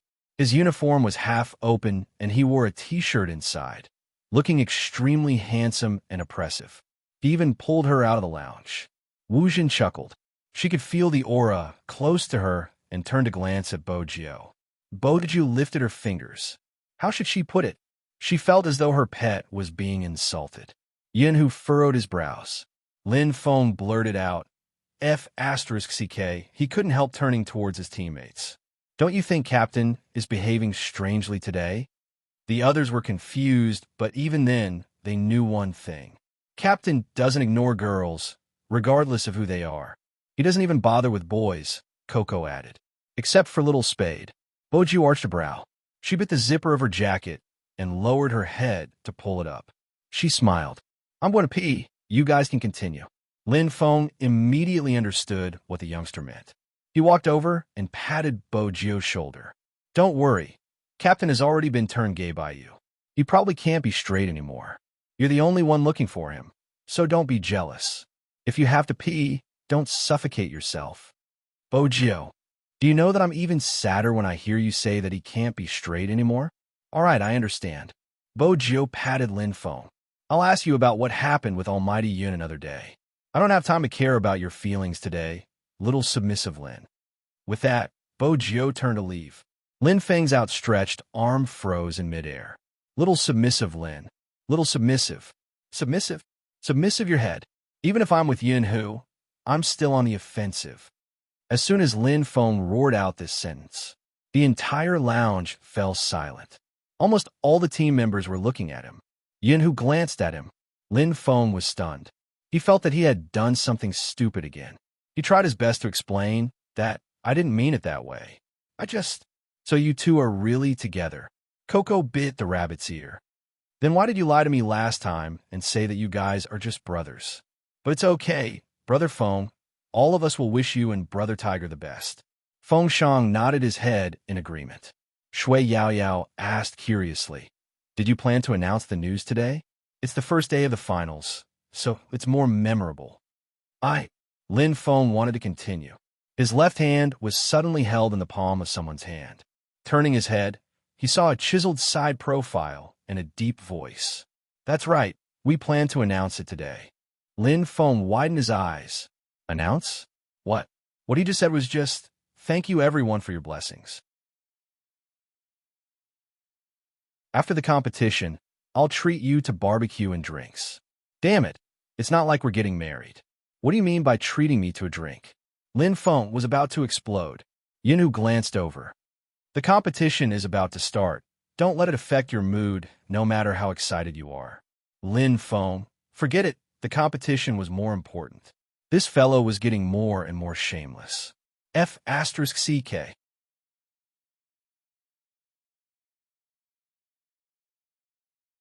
Chapter 792.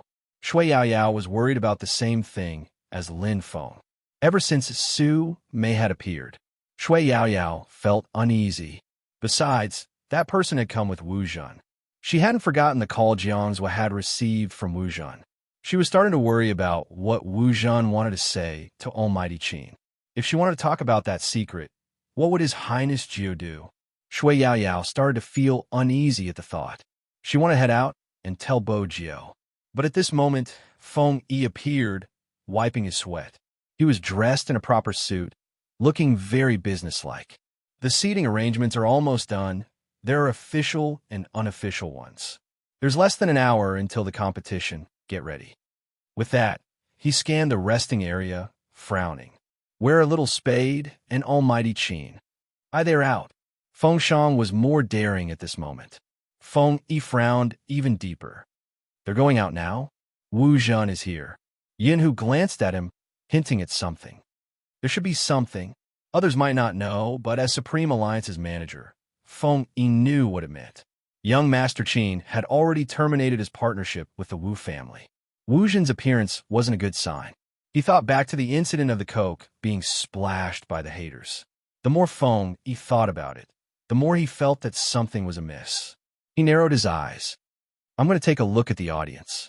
Stay here and wait for Little Spade. All right. Okay. Just like that, when Shui Yao wanted to head out, the youngster was long gone. Similarly, Bo Jio didn't follow him. Since she couldn't keep up, there was no need to force it. She reached out to wear her black mask, using one hand to push herself over the obstacle in front of her. Her phone rang in her pocket. It was a phone call. There wasn't any caller ID. Bo Jio recognized the string of numbers. Tilting his body to the side, he dodged the incoming group of fans and quickly swung his body to the side. Then his back was pressed against the wall. The fans were still chatting and laughing, completely unaware that there was someone in front of them. Bo Jio was too fast. Once the footsteps were far away, Bo Jio picked up the call. Hello, Hoshino. According to the hint you gave, the information was purchased successfully. Tracking has begun. Hoshino was also at the venue, but he was in disguise and sat in the audience seats. The corner of the youngster's mouth curled up. After the competition, we'll look into it. But there might be some trouble on my side. Trouble? Hoshino glanced sideways, his eyes clear. Do you need me to go over? Bo Jio swung her head back. There's no need. Let's compete first. I'll probably know what trouble I'll be facing soon. If anything happens, we'll activate the plan. However, we have to wait for the competition to end. He couldn't lose this match. She said it before. She would never let anyone drag that person down from his pedestal. Except for this point. She could handle anything. Even if the Almighty found out that she was Z. In the distance, the voices of the fans could still be heard. The influence was great, and it was enough to show how many people had come to the finals. The other side, Wu Zhen and Su Mei were brought to a meeting room. Su Mei understood the meaning behind Wu Zhen's gaze. She walked to the door and didn't follow. That person probably wanted to enjoy her and young Master Qin's private world. She wouldn't disturb them. Anyway, in less than an hour, that gaze reputation would be ruined. Forget about young Master Qin.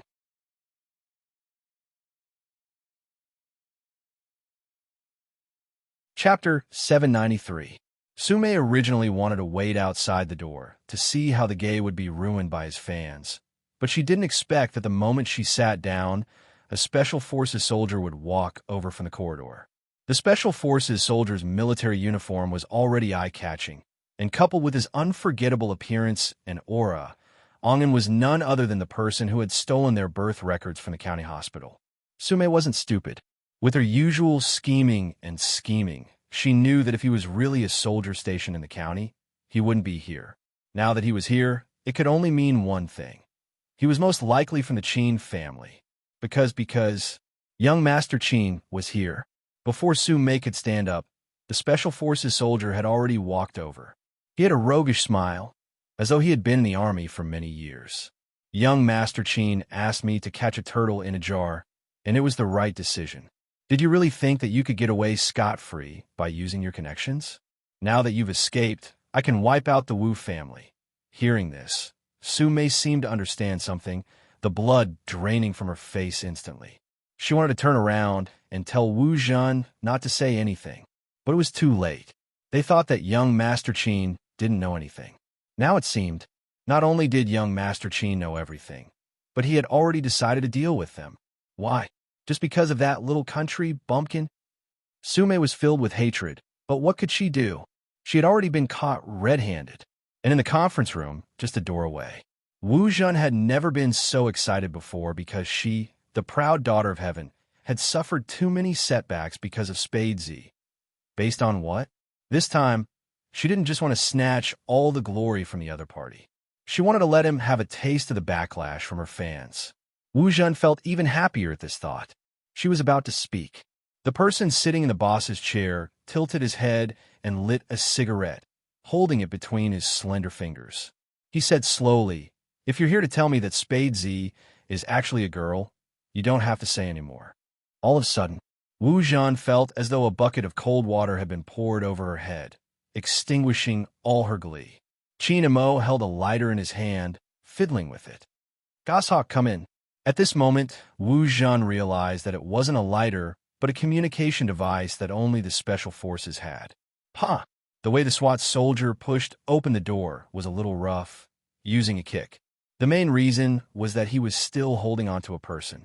Wu Zhan whipped her head back, glancing at the soldier before turning back to Su Mei. Her lips were trembling.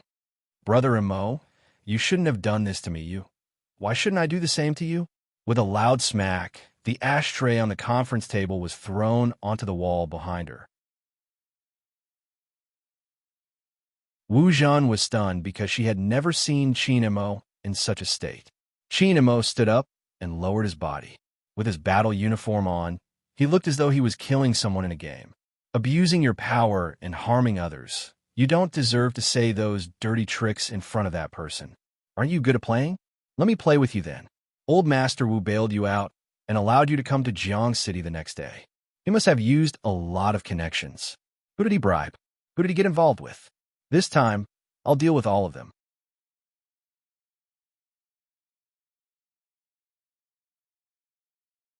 Chapter 794. Are you happy to hear this news? You don't even have the heart to touch me. The person who was splashed with coke by your fan hasn't even complained. Why do you have to complain? Don't worry, this time, the Wu family will be buried with you. Wu Zhan's face had never been so pale, especially when she heard the words this time. The Wu family will be buried with you. Her face turned even uglier. What did I do wrong? She wasn't willing to be treated this way. She clenched her fists and roared. The Special Forces soldier found it hilarious when he heard this. Young Master had made it clear that she abused her power and harmed others. What did she do wrong? Where did this weird thought process come from? Wu Zhan clenched her fists. "I did all this because I like you. This kind of love disgusts me." Qin Mo didn't even glance at Wu Zhan when he said this. Wu Zhan was angry and hateful, but there was nothing she could do. She had never expected such an outcome. This wasn't what she had expected at all. The more Wu Zhan thought about it, the deeper she bit her lips. Su Mei knew about the relationship between the Yin family and the Wu family. Her mind turned, and she wanted to make a final struggle. "Young Master Qin, Miss Wu didn't do anything wrong. She just likes you. Don't be like this. It's not good for anyone." "Oh." Qin Mo arched a brow, smiling faintly. "You must be the Miss Su who interfered in someone else's family. So in the world of the three, you're the wrong party after hurting someone. You say you didn't do anything wrong? I don't want to listen here. Goshawk will bring you to the police station. What you did is enough for you to stay in there for a while. Go and talk to the prisoners. After all, you don't have any morals or legal knowledge. You should be able to talk. I still have a competition, so I'll take my leave." When Qin Mo said these words, he was really like a devil. From the beginning to the end, he was very elegant, but he was able to hit the snake where it hurt. Wu Zhan wanted to say something, but a group of people rushed in from the other side of the door. They were wearing the same uniform she used to wear. But compared to her, the aura they exuded was completely different. Miss Su, please come with us." Wu Zhan was really going crazy. Her fingers dug into the wooden chair, but she couldn't resist the current situation. When her hands were cuffed, she lowered her head and laughed, her face a little twisted. "Brother Mo, do you really think I'll give up just because you're doing this to me? Spade Z won't have a good ending either. Just you wait and see how her fans will destroy her." In an instant, Qin Mo stopped in his tracks and turned around, taking large strides towards Wu Zhan. Then he pulled the man up. His eyes were filled with anger. "What did you do?" Qin Mo was really smart. Wu Zhan's words were enough for him to connect the dots. Wu Zhan laughed maniacally. Qin Mo knew he wouldn't be able to get anything out of her. Retracting his hand, his gaze deepened. "Take them away. Don't interrogate them too quickly. Take your time. Miss Wu has always cared about her reputation. Bring her around the police station and tell everyone what she's done." Qin Mo. Wu Zhan was filled with hatred. His eyes seemed to be emitting poison. Chinamo didn't have time to deal with this person. He opened the meeting room door with a bang. He made a call as he walked. The call was to Feng Yi.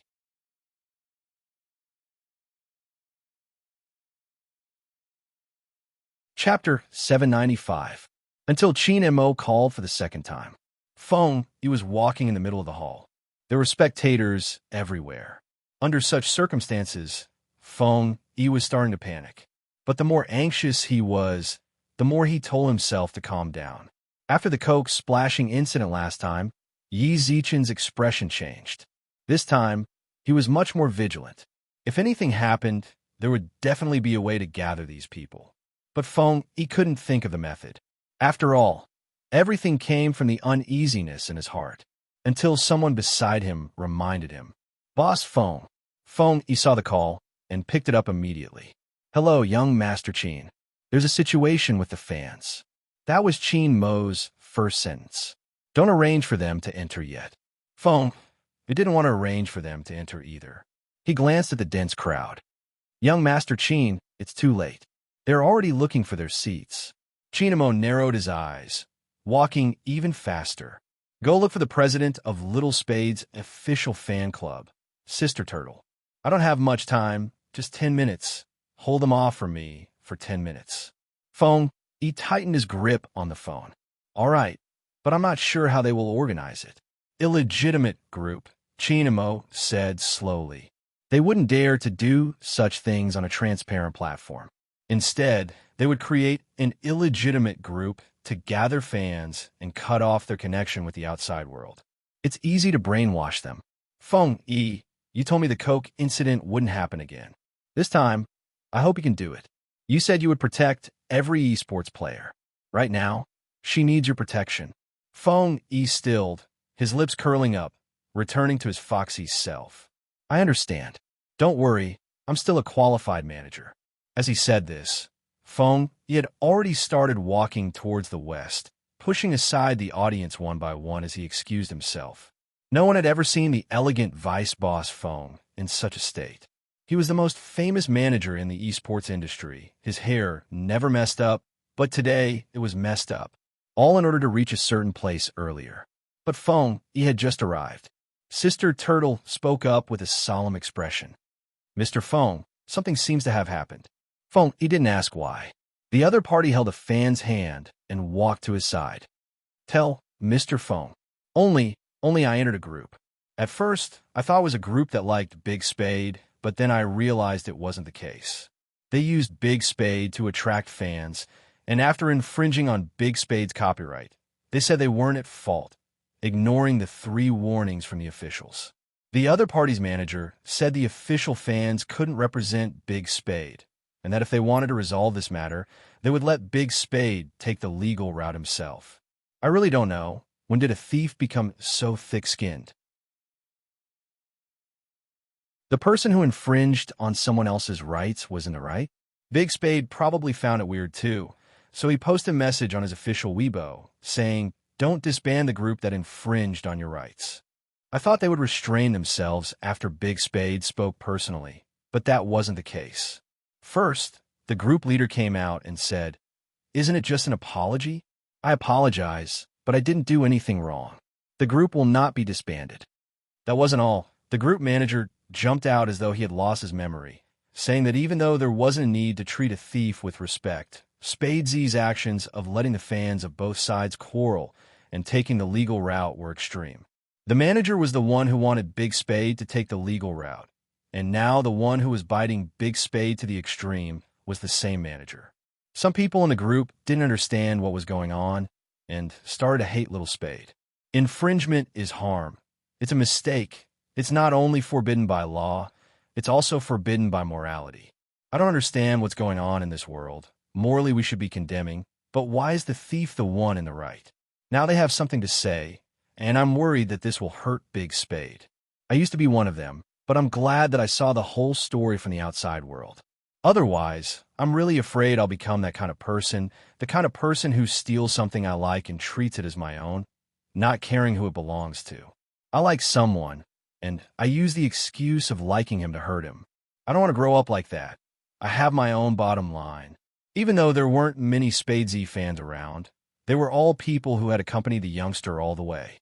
Hearing this, there wasn't a single person who wasn't angry. It was a darkness they couldn't imagine. And the angriest person couldn't resist Chin Mo, who was walking over. He just stood there, even though he knew that at this moment, his appearance would cause quite a commotion. Even though he knew that there were some things he wouldn't be forgiven for. But right now, Chin Mo didn't care if anyone forgave him or not. Ever since he started playing the game, he had always been fearless and indifferent. Even now, that group, where is it? Almost everyone could feel the aura emanating from Chin Mo's body. It was bone-chilling. It's on my phone. I haven't returned it. The child was a little stunned by Almighty Chin's attitude. Unexpectedly, Almighty Chin praised her. Smart. Then he spread his hands. Can I take a look at your phone? The girl didn't know how to react. Chin Mo smiled. Phone, give my wallet to the child. My identity card is in it. I'm not a person who would steal a phone. The girl waved her hand. Almighty Chin, that's not what I meant.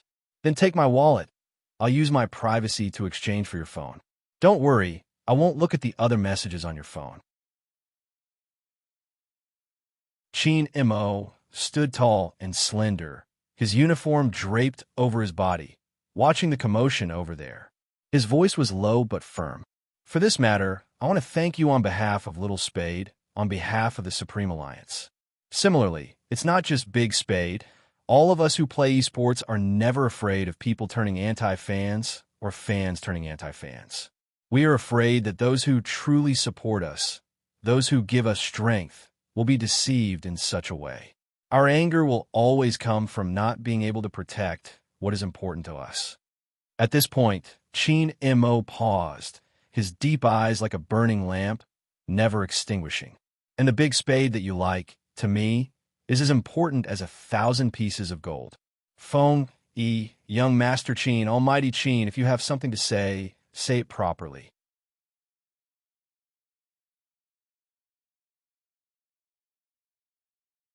Chapter 796. To be honest, the fans of Spade City were a little confused. They were confused by Almighty Chin's last sentence. One of the girls tugged at Sister Turtle's sleeve. Sister, did you hear that? Sister Turtle had a lot going on in her mind. For example, she didn't expect Almighty Chin to be gay so openly. Facing the two cuties who were looking at her, she coughed heavily, not knowing what to say. But it didn't matter how Almighty Chin wanted to be gay. What mattered was that something had gone wrong. Obviously, Almighty Chin could see more clearly than anyone else. He just swiped his phone screen twice, then looked up at the venue. It was crucial to find out who planned this. After all, time was tight. Chin Mo's eyes scanned from left to right. Fortunately, after the last incident, Feng Yi divided the official and unofficial fans into two groups when he arranged for people to enter the venue. However, the unofficial members of the fan club were not necessarily part of the organizers this time. Chin Mo's eyes darkened bit by bit, almost turning black. Sister Turtle had been through all this, so she knew what the situation was like now. Ever since the official Spade Z fan club was established, there were many fan groups related to Spade Z. The officials reminded people not to join them and to come to the official fan club. But the officials didn't care whether they joined them or not. But this time, it was obviously different. Through a medium called the group, they gathered Spade fans with the reason of liking him, and then caused tortious damage to Big Spade. The other party was sure that they couldn't find them among the many unofficial fans. It was easy to imagine what the thoughts of the person who had organized this were. Time was really tight. There was only half an hour left before the start of the competition. Every time the clock ticked, whether it was Feng, Yi, or the people who knew about this, their mood would sink a little. There was an indescribable feeling of powerlessness. The feeling of being unable to breathe. The feeling of knowing that the other party was going to hurt you, and even after hurting you, they would bite you back. It spread from their hands to their eyes. Some of the cute girls really turned their heads, a little like crying. They were thinking, why couldn't they protect that person? They wanted to tell the world how good that person was. But they couldn't even protect that person. Watching everything unfold before his eyes, he was so angry that his fingers trembled. How could it be like this? This world should not be like this. Chin Mo stood there for a full 30 seconds. Then he picked up his phone and dialed a number. His voice was deep. "Fatty, bring your notebook to the front desk of the venue now." This call meant that Chin Mo had thought of a way to solve this problem. It was to use Fatty's hacking skills. But no one expected it. As soon as Chin Mo finished speaking,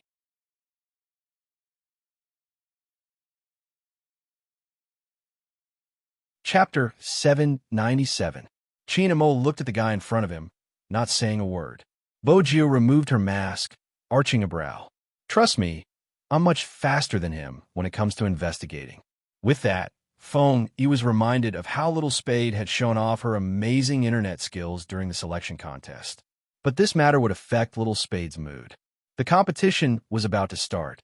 If Little Spade was the one to investigate, it would mean the intelligent Bo Gio glanced at Feng Yi's expression and seemed to understand something. She smiled brightly. "The competition will start in 27 minutes. It's not like I haven't crossed hands with Fatty before. It would take at least half an hour for him to check something. I can settle it in 10 minutes. Since Supreme Alliance has made it this far, the competition should be the most important." There were too many people's blood, sweat, and tears in this competition. The Uncle Een she knew, the Shui Yao Yao she knew, the Feng Shang she knew, and the pet she had found when she came here. She had always said it. Compared to his looks, she liked the Almighty's values more.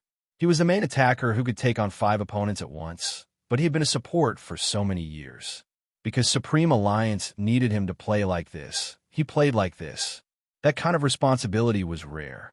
Bojio had always been alone. If you asked her what her values were, it would be a blur. But it was more important to protect this person. Supreme Alliance couldn't lose anymore. Perhaps after today, she might not be able to fight alongside him anymore. But no matter what, she had to ensure that nothing went wrong. "Let me investigate." Bojio glanced up at Chin Mo, her eyes shining brightly like never before. Those who understood her would understand that she had made up her mind. Hoshino was in the arena too, leaning against the railing as he glanced over. Their original plan was to investigate the suspects after the competition. They immediately went to investigate the suspects that the Key Crimes Unit had identified. It was obvious that Z was in trouble. Otherwise, she wouldn't have asked to investigate in front of Chin Mo. Otherwise, she wouldn't have mentioned it in front of Chin Mo. Z wouldn't have done that in the past. Z wouldn't have done that in the past. She would have a perfect disguise. The moment she picked up the notebook, it would mean that she had given up a layer of disguise. Hoshino wasn't sure if Chin Mo would notice anything from this incident. But for Z, it was undoubtedly an extra layer of danger. Why would Z do this? Hoshino glanced sideways. His eyelashes were long, and his eyes were filled with questions. But in the next second, he smiled. Did he find something else that he wanted to protect? Just as Hoshino had this thought, he heard a voice from the other side. It was slightly deep. "Give this guy a laptop." It was Chin Mo. He kept his phone and looked at the youngster. 10 minutes. If I can't find anything, I will get Feng Yi to clear the area. No problem. Bojio was naturally excited when it came to investigating. After all, under the Almighty's supervision, it had been a long time since she had the chance to break codes or attack websites. As a hacker, it was lonely to be reduced to playing games. However, can you tell me what I want to investigate first? Chin Mo reached out and passed the girl's phone to her. Bojio slid it twice, her expression serious. "The brainwashing is impressive. I'm impressed. Feng, is this the time to praise him? Little Spade, wake up."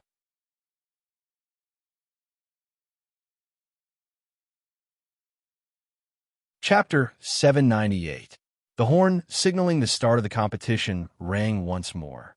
Supreme Alliance's fans weren't the only ones present. There were fans from other teams as well.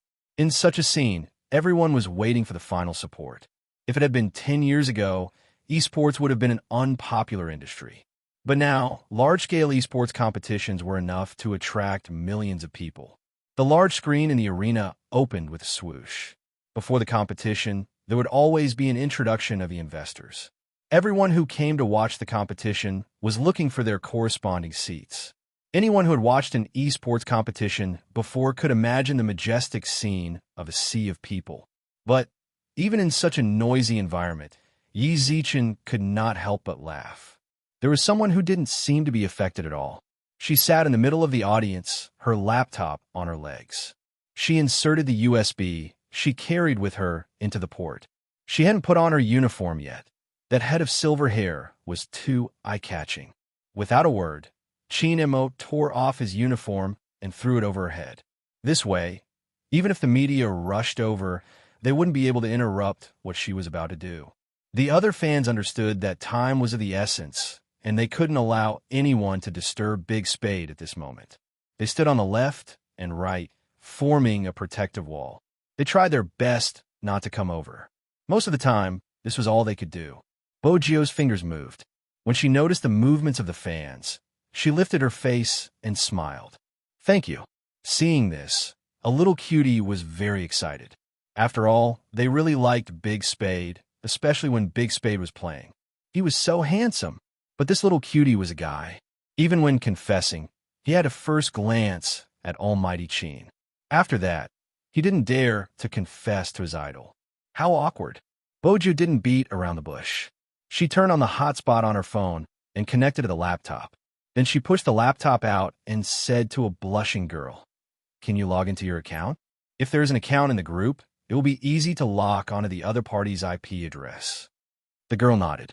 When she inched closer to the youngster, her hands trembled slightly.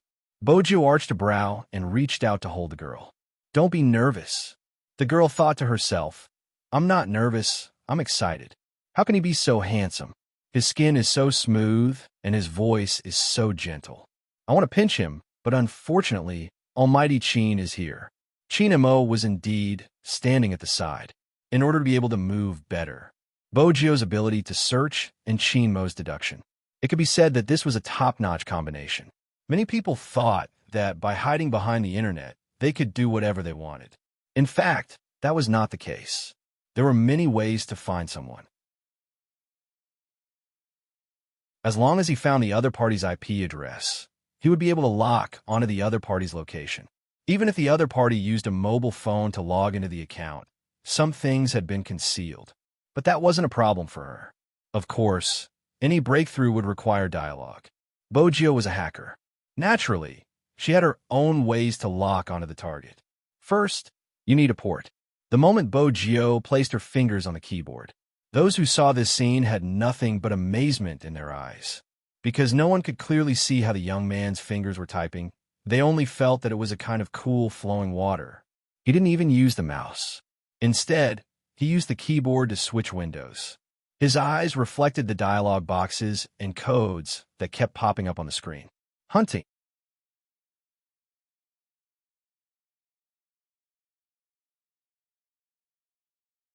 Chapter 799. Her typing speed was so fast, it was dazzling. The clicking sound was very rhythmic, and it was difficult to eliminate its uniqueness when mixed with the clamor of the crowd. The messages were still coming in. This was a help to Bojio since it was useful to lock down the IP address. Bojio took a moment before sending a message, but her words almost caused her to be kicked out of the group. The fans watching by the side were worried for the youngster. Even Feng Yi's mouth twitched as he watched from the side. At this moment, you sent a message in the group. "Big Spade is so handsome. Are you sure you aren't looking for AT?"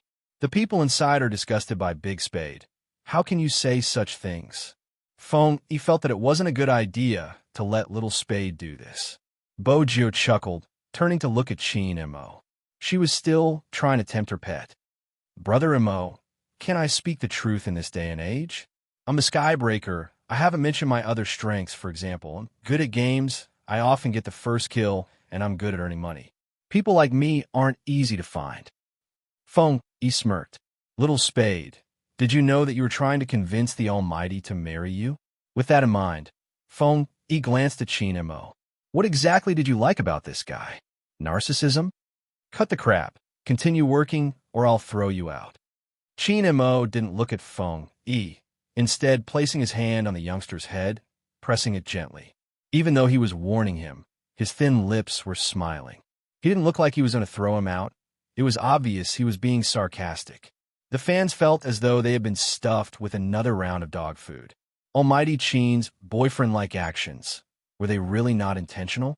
Hoshino, who wasn't far away, saw the entire scene. His hand stilled. When he glanced up, his gaze landed on the youngster's straight back. Z, you would rather shed a layer of skin and take the risk to fight in front of so many people. Was it because of Chin Mo? Hoshino wasn't sure what their relationship was, but if he knew a person well, he would be able to tell from her actions. Moreover, it was Hoshino versus Z.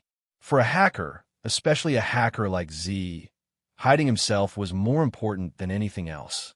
This was Z's most perfect work. But at this moment, Z exposed his back to the enemy. It was revealed to the most mysterious profiler in the case-solving team. What does this mean? Z, there's no way you didn't know. For you, was Chin Mo someone you would protect, even if you had to go this far? Hoshino glanced at the crowd again. Chin Mo leaned forward, intentionally or unintentionally blocking the youngster's line of sight as she typed. A phone login is different from a computer login. The IP address will be disguised. Chin Mo understood the basics. After all, he had caught Z before.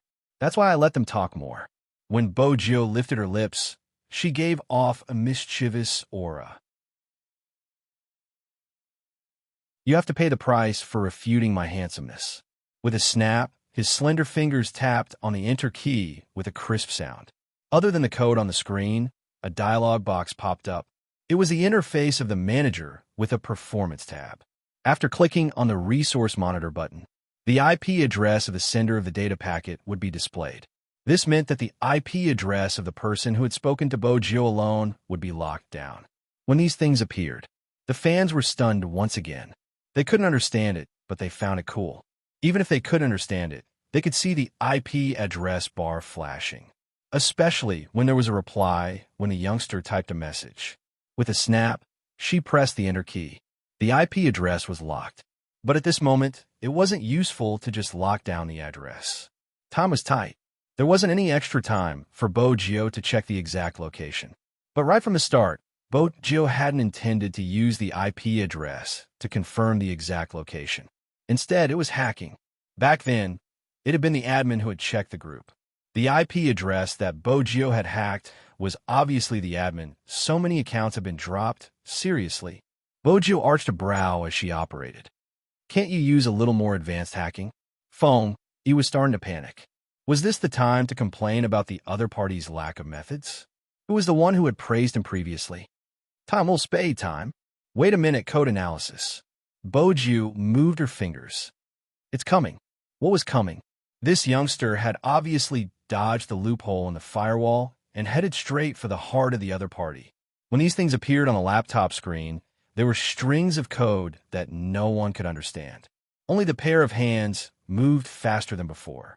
When a youngster typed on the keyboard, the laptop would shake slightly. Is Big Spade hacking the other party's account? A fan asked in a low voice. The other fan shook her head. At this moment, Bojo laughed. A real hacker would never hack an account. That's too low class. I'm planning a fun virus. It's called hacking. With that, the youngster's fingers paused. With a swoosh, a bunch of images appeared on the screen, each one different. There were only 13 people who had actually arrived at the competition venue. It wasn't just the fans. Even Fong, he was shocked. Phone selfie. How exactly did he do it? Everyone was looking at the youngster who was controlling the laptop, feeling as though the world had turned into a fantasy. From what they knew, who could control a phone from a distance? But they didn't know that a real hacker would be able to find a loophole as long as there was an internet connection, launching an all-out hunt. Only Chin Mo remained as noble and indifferent as ever when he saw this scene. His eyes were deep, and he had one hand in his pocket as he swept his gaze across the venue. He looked casual, but in fact he was highly focused. In less than 3 seconds, he immediately locked onto one of them. It wasn't because of the person's appearance, but because of the way he had flung his phone. The phone didn't listen to him. That was a subconscious reaction that everyone would form. Chin Mo reached out, pressing the Bluetooth earpiece on his left ear. Upper left, 45 degrees grab. As a sniper, this wasn't the first time he had been used in such a manner. Besides, these people weren't seated in the audience. They had mixed in with the unofficial fans. In the past, he hadn't been able to make a move because he was afraid of implicating the innocent. But now, he had locked on at anyone who shook his phone. It was really emotional. It seemed like a scene from a movie. At this moment, he realized something. The reason Almighty Chin didn't leave. It wasn't just to accompany the youngster. Instead, his field of vision was directly aimed at the unofficial fans' seating area. Was that why they had chosen this spot from the start? Because it was a good field of vision. Almighty Chin knew something had happened. He could understand why. But Little Spade had chosen this spot out of all places. He must have known beforehand that something was going to happen, right? Why did he suddenly feel like his intelligence was low? Shouldn't he, as the manager, have known earlier? He glanced up, glancing towards Chin Mo and Bojio. One of them was seated while the other was standing. One of them wasn't moving while the other was giving orders through his earpiece. They had the same strong aura, but a different handsome face. With the uniform on, they looked like the commander of a Star Trek. When the two of them were together, it was an impactful scene. Only the people present could understand how it felt. No wonder some people were infatuated. They were so handsome. Not only was their coordination perfect, but they didn't waste any time in connecting. The fans who were fortunate enough to witness this scene, they were speechless. After all, they had come with the mindset of watching their idol play games. They hadn't expected to see something even cooler than the game. The images on the laptop screen disappeared one after another. The people who had flung their phones didn't know why they had been taken out of the venue. They weren't angry. They hadn't accomplished what they wanted. How could they be happy? They hadn't even released the news. They hadn't told everyone about how Spadesy had bullied their true fans. And most importantly, the manager had mentioned a piece of news. What exactly was it? They hadn't done anything yet. Why were they taken away? Not far away. The youngster pressed the enter key. Only 2 words appeared on the huge screen. KO. All of them were hunted. The organizer watched as the people he had planted disappeared one by one. His first reaction was to call Wu Jun. But the strange thing was that the first time he called, his phone could still get through, but no one picked up. The second time he called, his phone didn't listen to him. It turned on the camera function and took a picture of his face. At that moment, he really panicked. He kept flinging his phone, thinking that he had pressed the wrong button and the screen was locked. He wanted to switch it off and restart. The organizer was smart. If he switched off his phone, he could indeed cut off the network control. But Almighty Chin's speed of finding people didn't give him a chance to escape. Just after he rebooted his phone, a voice suddenly rang out. The venue security appeared in front of him. "Sir, please come with us." The organizer was smart. "I bought a ticket to watch the competition. Now that it's about to start, I have to go with you just because you asked me to?" "Why?" The security looked at each other and knew that he was a prick. They tried to reason with him. "Because you broke the rules, we need to verify it."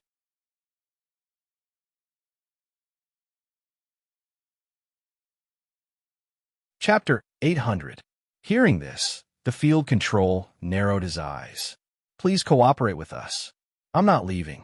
Not only did that person not cooperate, but he also started to make a fuss, his voice getting louder and louder. The field control couldn't do anything, so they had to do it directly. That person really couldn't accept that the trap he had set up for so long was broken just like that. He tried his best to stir up trouble, trying to get people's attention. The field control was, after all, the field control. It was obvious that he was here to cause trouble. If they didn't pull him away, they wouldn't let him cause trouble. However, the field control was still very polite, so they politely asked the person to talk first. Unfortunately, the field control was polite, but that person found a loophole. Just as they were about to pull him to the exit, that person looked at the youngster and Chin Mo who were walking towards him, as well as the fans behind them. His eyes were vicious. After all, he had been doing things for so many years and had never been caught. This time, even if he was caught, he wanted to let people know what kind of person Spadesy was. Anyway, that kind of thing, as long as one fan knew, all the fans would know. What's more, there was the field control here. That person exerted strength in his fingers and changed the direction of the camera. He yelled at the fans behind the youngster. The spade Z you like is just a woman dressed as a man. She has never been a hunk. It was just one sentence. Even in a noisy environment, everyone near him could hear it clearly, whether it was the field control or the fans. And Feng Yi, who was at the scene, there was no way to describe their expressions. Because at that moment, there was no expression. Everyone seemed to be frozen in place. There was a moment of stagnation in time. It was as if the surrounding sound and air had been sucked away. Such a scene shouldn't have appeared in such a lively place. Because there was still a competition. 15 minutes later, the finals would begin. Swoosh! 8 screens hung in the middle of the room. Using 3D sound effects, they began to slowly descend from the ceiling. Every link was made with top-notch equipment. In a 3-dimensional form, this esports competition that was attracting the attention of the country was being broadcasted live. Adjustments were being made to each of the cameras. On the 8 big screens, there were stereo sound effects. If you went to an esports competition, you would know what kind of standard it was. Every screen had a different introduction for each team. They were the team's promotional videos. The special sound effect of entering the game was played in the promotional video. It was like a fire that could ignite the entire youth. That youth belonged to them. That kind of scene seemed to only be seen in comics. When the promotional video of Supreme Alliance came out, the fans who came to watch were all excited.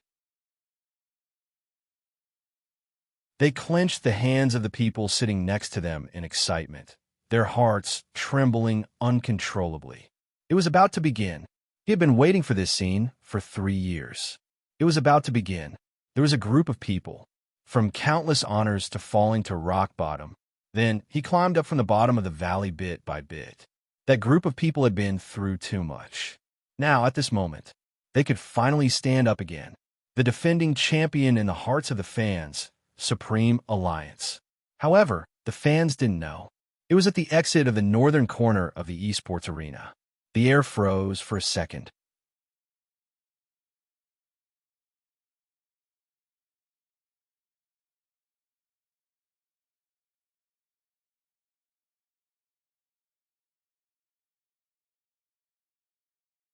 If that was the case, it would be too shameless. Feng, he hadn't gone far. When he heard that, he was afraid that Almighty Qin would cripple him. After all, Feng Yi knew that Qin Mo had intended to sacrifice his image to protect Little Spade's secret from the moment he had kicked him. How could Boju not see what Feng Yi could see? She had always been black, but the Almighty was different. That person, standing in the brightest place, reached out to her. She had told herself that. In this world, there was such a person. Regardless of the time, he would not allow anyone to splash dirty water on him for any purpose. Hence, how could she drag him into this just because of herself? This time, the youngster moved faster than Qin Mo. She used her arm to block his hand. Bojo knelt down. When she lowered her head, the silver hair on the side of her forehead fell diagonally, adding a layer to her face. Even the organizer couldn't understand why the youngster had blocked Qin Mo's punch. The onlookers couldn't understand either. But at this moment, the youngster smiled, the corners of her lips lifting slightly. Her fingers wrapped around Qin Mo's fist inch by inch, looking completely carefree and handsome. Brother Mo, hitting such a person will only dirty your hands. Such a person. With that, the youngster paused. Following that, he grabbed the man's wrist with his other hand and tightened his fingers. His eyes were cold and stern. I'll handle it. That person was good at complaining. Handle it? If you have the ability, tell your fans what exactly your identity is. Are they not allowed to talk about you? What the hell? I want to see how you're going to. Before he could finish his sentence, there was a loud crack. That was the sound of his wrist being broken. Pain. It was so painful that he wanted to scream, but the youngster didn't give him the chance. Her fingers moved along his wrist, grabbing onto his throat. Sir, you really don't understand me. I've never been a good person. As for what you said just now, aren't you afraid that my fans will be disappointed? Hell, what kind of fan are you? A person like you. What right do you have to touch his hands? I can't bear to carry him away. How can a dirty thing like you touch him? That was the only thing in Bo Jio's eyes. She lowered her voice and said, I'll give you 1 second. Stand up and get out of my sight. If you don't, I'll crush your other wrist. That person crawled up after she released her grip. Scared witless, he crawled up and covered his arm with his fingers, as if there was a demon behind him. But he wouldn't leave. On the other side of the safe passage were the special forces that Qin Mo had planted. But the outcome wasn't important anymore. What was important were the few fans and the security. Spade Z was actually a girl. To them, this was more impactful than anything else. Feng Yi knew that even if he told the media that the commotion was caused by Almighty Qin hitting someone, it wouldn't be a complete secret. Little Spade's actions meant that she had admitted to it. In fact, at this moment, why was she so stupid? If she hadn't taken action and ignored him, there would have been a chance to explain. But he couldn't, because the bright-eyed youngster in front of him was smarter than anyone else. She would know what to do, and there would still be a chance to explain. But for Qin Mo, she didn't even leave a chance to explain, cutting off her own path of retreat and protecting that person's reputation. Because when the media talked about this again, they wouldn't say that Almighty Qin had hit someone. They would only say that Spade Z had broken the fan's hand after being discovered as a girl.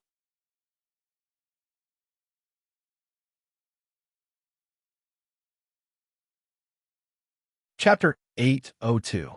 Feng, he had been a manager for so many years. He had seen too many things in the industry. Those who weren't popular wanted to use the popular ones to climb up. Everything was for the sake of benefits. At that time, he had felt that this industry was boring, until the Supreme Alliance was formed, until he saw these two people. Feng, he wanted to ask the Almighty, "Were you sure Little Spade didn't like you at all?" They had already reached this stage. If it wasn't called liking, what was it called? He had seen wrongly. In the past, he had always felt that the Almighty had contributed more. In reality, both of them had contributed more to each other. But this matter, Feng, he took a deep breath. Supreme Alliance had never cared about public opinion. It was because esports relied on skills and nothing else. For those who truly liked esports, as long as their idol's charisma was still there and his skills were still amazing, no one would care if the ID was a man or a woman. As long as the ID was the person behind it, and he didn't fake his skills, nothing would be a problem. But the most important thing now was Little Spade's popularity. She was the rookie king right from the start and had a ridiculously handsome face. It was undeniable that there were some who liked Little Spade not because of her skills, but because of her face. He was afraid that the fans would think that Little Spade had lied to them. After all, Little Spade had always been a girl disguised as a man. But there was one point. To the competition management team, it didn't matter if you were male or female. As long as your ID was the original and there were no fake operations and some private information about your personal life, if the fans didn't mind, the competition management team wouldn't use this as an excuse to kick you out. After all, what mattered here was the game's operating skills. Hence, they still had to worry about the backlash from the fans. Thinking of this, Feng, he subconsciously glanced sideways at the few people present. At this moment, the youngster stood up. She was still the same as before, dressed in a battle uniform that fluttered in the wind. She didn't look like a girl at all. Bojo walked towards them and glanced up at the big screen that was less than 100 meters away from the safety exit. There was already a countdown of the last 10 minutes. She opened her mouth, wanting to say something. One of the fans suddenly said, "I don't care." Bojo paused.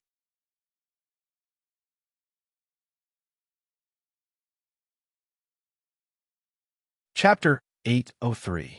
It wasn't just that one fan. Even though the others didn't say anything, their gazes were the same. They were firm, gentle, and unbreakable.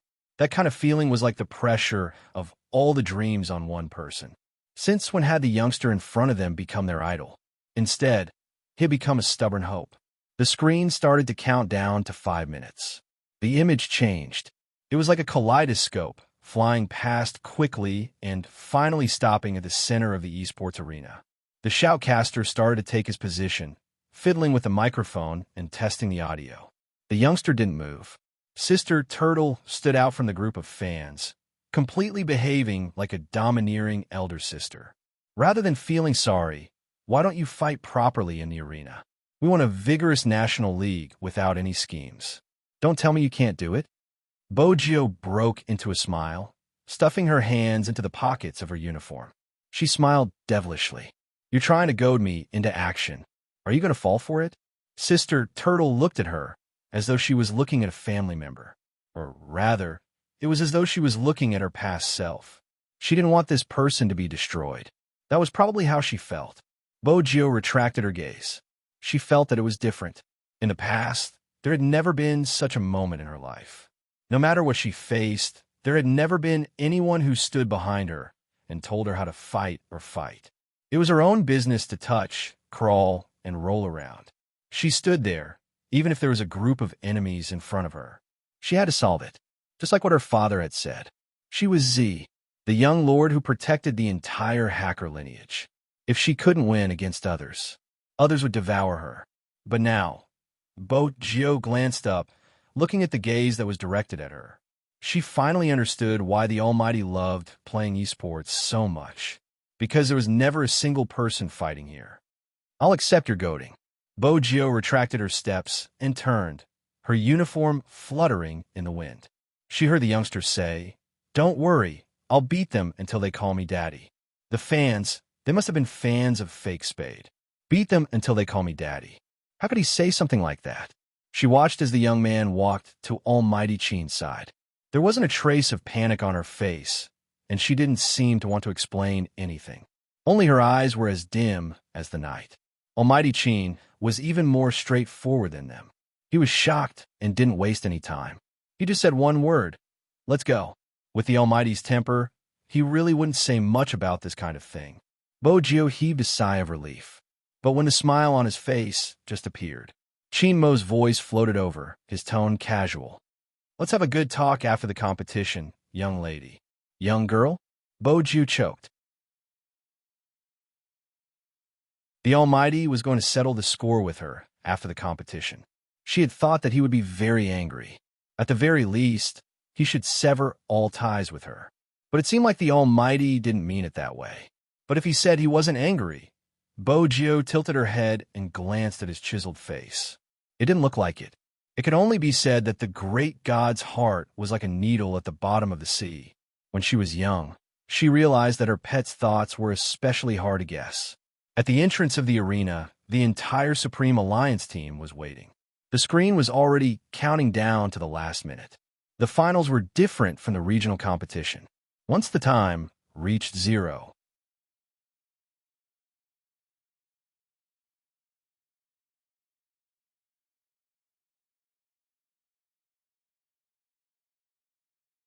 it's fine if you use the name of a true fan to commit crimes, but you still want to hang me up? Did he really think that he, the agent, was dead? I didn't expect everyone to hold such a huge grudge against Supreme Alliance. Feng, he walked over. "Since that's the case, go ahead and spread whatever you want. Supreme Alliance has been hung up since young. This isn't a big deal. Little Zhang, call Lawyer Li and tell him that there are more than a dozen parents here that he needs to visit. These people's infringement of Little Spade's copyright hasn't been settled yet. No matter what, Little Spade is the FC King of Supreme Alliance. Estimate the price. Ask each family for a little less, maybe 80,000 or 100,000. Those who know they're in the wrong can talk, but those who don't, fight the lawsuit to the end. Don't care if they're students or not. Just ask their parents how they raise their children." Those people didn't listen to Feng Yi, looking nonchalant as they continued to shout. They wanted everyone to scold Supreme Alliance and Spade Z. To them, Feng Yi didn't even bother. It was obvious that they weren't successful in hurting him. They wanted to use public opinion to smear his name. Unfortunately, he wasn't going to give them the chance. He called the bodyguards over and sent them away. They had to leave even if they didn't want to. After that, the security staff was still puzzled. Boss Feng's methods aren't the same as usual. It wasn't just different. He didn't give them any face. Feng Yi walked over, passing each of them a cigarette. He didn't care about anything else for now. Today's competition, he had to let those youngsters continue to fight without any distractions. Because this time, Supreme Alliance's opponent wasn't easy to deal with. Grand Realm, 5th in last year's National League, had dominated the regional competition and entered this year's finals. He knew that when the variety show had been looking for people, They had also looked for their members, but they hadn't agreed to attend. This meant that it was a professional team with top-notch tactics. Supreme Alliance was up against such a team the moment they entered. He wasn't sure if they could handle it, but on further thought, this was the finals of the National League. Which team that could enter the finals was simple. In the arena, the cheers continued. Everyone seemed to have a passion that could lift the roof. The shoutcaster sitting in front of the live stream started his commentary. The live stream platform was fully online. The competition format was the same, with a total of 3 rounds. The last round was a 5v5 team battle. Just like other esports competitions, each character only had 3 chances to revive. Now let's see who will be fighting in the 1v1. The moment the shoutcaster finished his sentence, there was a loud swoosh. A row of words appeared on the screen, representing the members sent by Supreme Alliance and Grand Realm. Hey, Wong Su, the Spade Z you wanted a PK didn't come for the 1v1. It seems like he didn't see the challenge you sent him. It was the vice captain of Grand Realm, Yin Yixiao. His left hand was placed on the back of the chair, the corners of his lips lifted. Wong Su lifted his lids, placing the towel on his hands to the side, his eyes dark and heavy. Oh, our golden newcomer is going to be angry. Yin Yixiao reached out and patted his shoulder. Go on, go for the first round. Let Supreme Alliance have a good look. Neglecting you will be their biggest mistake. Wong Su stood up. He was a man of few words and didn't have outstanding looks. His appearance didn't garner much cheers from the fans. This was Jiang City, not Grand Realm's home ground. More importantly, Wong Su was a new face. Who is that? Someone in the audience even asked such a question. Not many could answer. Supreme Alliance's representative was Yin Wuyao, the north of Yin Wuyao. The two of them walked over to their computers, putting on their headphones. Then they clicked on the mouse and entered the game. The game's music started playing. Even the shoutcaster's hair stood on end. This was the start of the finals. MMH, it seems like Yin Wuyao is going for a safe and steady battle. He has chosen a long-range attack character with high output and high attack power. Apart from assassins, it's a safe choice. The opponent has chosen a long-range attack as well. So it's time to see which side has the better long-range attack. As the commentator spoke, he asked his partner next to him, as usual, who do you think will win this match? Of course it's Yin Wuyao. The scale of the competition isn't just a test of the player's skills, but also their mental fortitude. Yin Wuyao's mental fortitude is definitely better than a newbie's. Are you saying that apart from skills, mental fortitude is also important? Of course. But based on what I know, the newbie from Grand Realm isn't simple. I heard he's good at holding his ground. I've heard of that, but according to the information, he's an assassin. Why did he choose a long-range shooter? Could he have been influenced by Yin Wuyao? Before the shoutcaster could finish his sentence, the two players were already facing each other. As players, it was only a matter of time before they clashed. But Yin Wuyao could clearly feel the unfriendly aura of the newcomer. Grand Realm's Yin Yixiao listened to the explanation and looked at the screen, the corners of his lips curling up. Was he influenced by North of Yin Mountain? It seems like they have underestimated Wong Su. In the esports industry, Spade Z isn't the only all-rounder Grand Realm has won as well. Moreover, when he plays as an archer, his maneuvering and positioning are fatal to his enemies, especially in a 1v1 situation. Yin Wuyao, who sat in front of the computer, frowned. Even his lips seemed to have changed. He had dodged all of his opponent's big moves, but his HP had dropped. But his opponent wasn't injured at all. Yin Wuyao narrowed his eyes. He controlled his character to retreat, successfully dodging another attack. His technique was very fast, and it seemed to be perfectly executed. Perhaps the spectators couldn't tell. But only Yin Wuyao himself knew that he was being suppressed and could not even get out of the defense tower. Bo Jio sat beside Qin Mo, watching Yin Wuyao's operation. Her hand, that was taking a sip of water, paused. Then she frowned. If Bo Jio could see it, it was impossible for Qin Mo not to. Yin Wuyao wasn't leaving either. Lin Feng finally reacted, pushing Yun Hu. Hey, what's going on? Am I overthinking? Why do I feel as though Uncle Ian hasn't left the tower since the start? You aren't overthinking. Yin Hu's eyes dimmed. He's a ruthless fellow. Ruthless fellow? Lin Feng turned to look at Yin Wu Yao once again. That was when he realized that the usually carefree person was frowning and his hands were tightly knitted. Yin Yixiao lifted his lips. Based on Wang Su's style, it should be about time. No one would be able to understand what he meant just by listening to his words. But right at this moment, the screen changed.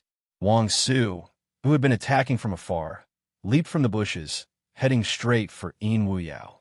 Silver sparks flew.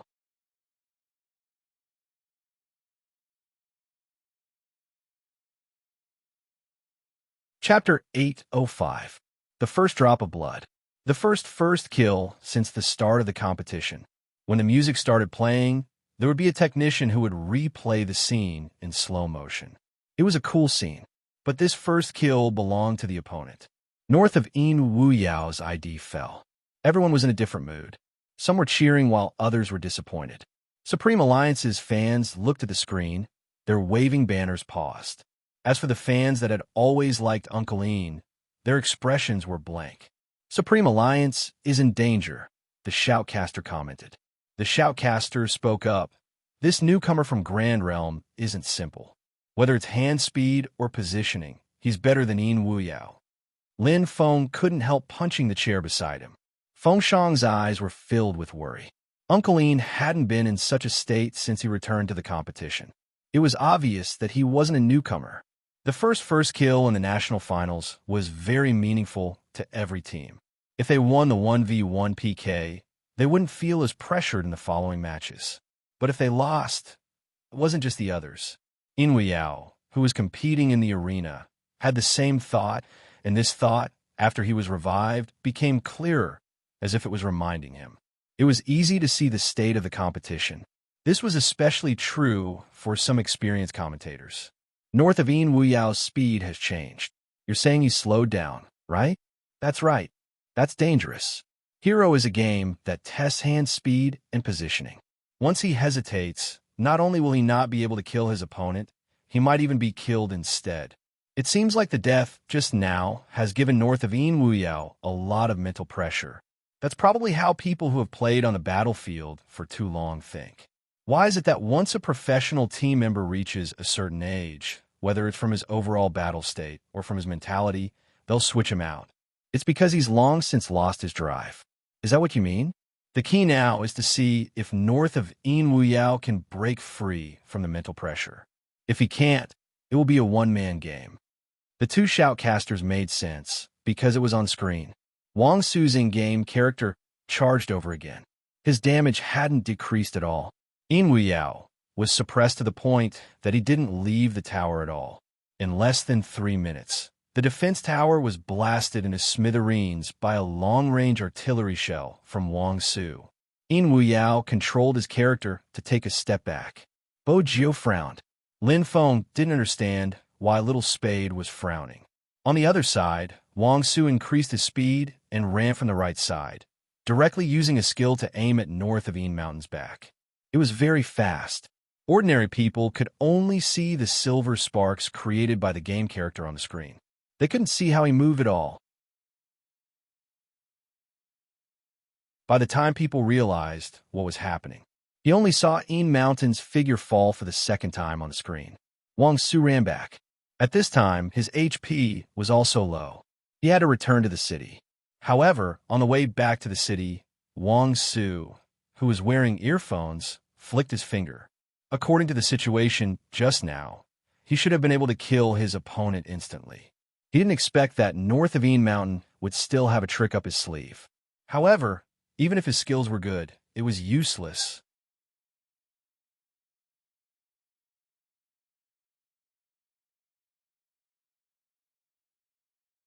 Chapter 806. The second time.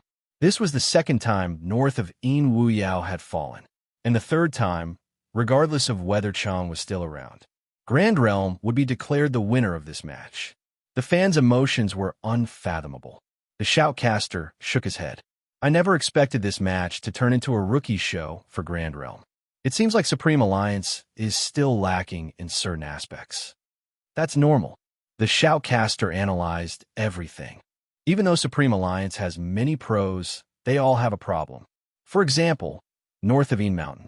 You and I both know that age has a definite effect on the speed of the opponent. This is only the first match for Supreme Alliance, and there are still 2 more matches to go. This time, Supreme Alliance has recruited 4 main players. Other than Spade Z and north of Een Mountain, the other 2 are completely new rookies. In a 5v5, it won't be easy for them. If this continues, I'm afraid they will lose the second match and won't even have the chance to enter the team battle. North of Een Wu Yao has revived. This time, he should be able to defend for a longer period of time. The Supreme Alliance members sitting outside the arena must be in a bad mood. The live stream had to showcase their condition. With the Shoutcaster's words, the camera shifted, aiming at Qin Mo's position. Unexpectedly, there wasn't much emotion on that elegant and handsome face. His long fingers pressed onto the Bluetooth earpiece on his left side. The Shoutcaster was shocked. Is Qin Mo planning to use the call now? Every captain had a chance to speak to a member. This was an adjustment made in the past 2 years. But everyone knew the importance of this call. The other Shoutcaster was confused. If I were Qin Mo, I wouldn't use the call here. There's a 2v2 coming up. Compared to the 1v1 that can't be salvaged, it would be more meaningful to use it in the 2v2. That is indeed the case, but he did press the earpiece. Since that is the case, pass the microphone to the stage control. Let's hear what Qin Mo has to say. The game sound was muffled. Then Qin Mo's voice came through the Bluetooth earpiece. Not only did it reach the audience's ears, it also reached Een Wu Yao's ears. Hand speed has nothing to do with age. Since you've decided to come back, why not prove it? That was it. The commentator paused. They had purposely set aside some time to listen to how Qin Mo would guide Een Wu Yao. But now this was all he said? However, the young man sitting on the bench felt that this sentence was enough. Bojo smiled faintly when she heard that. Een Wu Yao, who was wearing headphones, felt a chill run down his spine. Then, he lifted his eyes and looked at the screen in front of him. The memories of the past spread from his mind to his limbs. The night he was expelled from the club. He lay on the bed and smoked. He didn't want to go anywhere. He had also told himself that he should just forget about it. He was indeed at that age, but he couldn't persuade himself. He wanted to fight again. I really can't accept that I didn't get the championship. For a professional player, not having a match to play in was more painful than anything. It's not that I haven't thought about going to other clubs, but everyone had the same idea.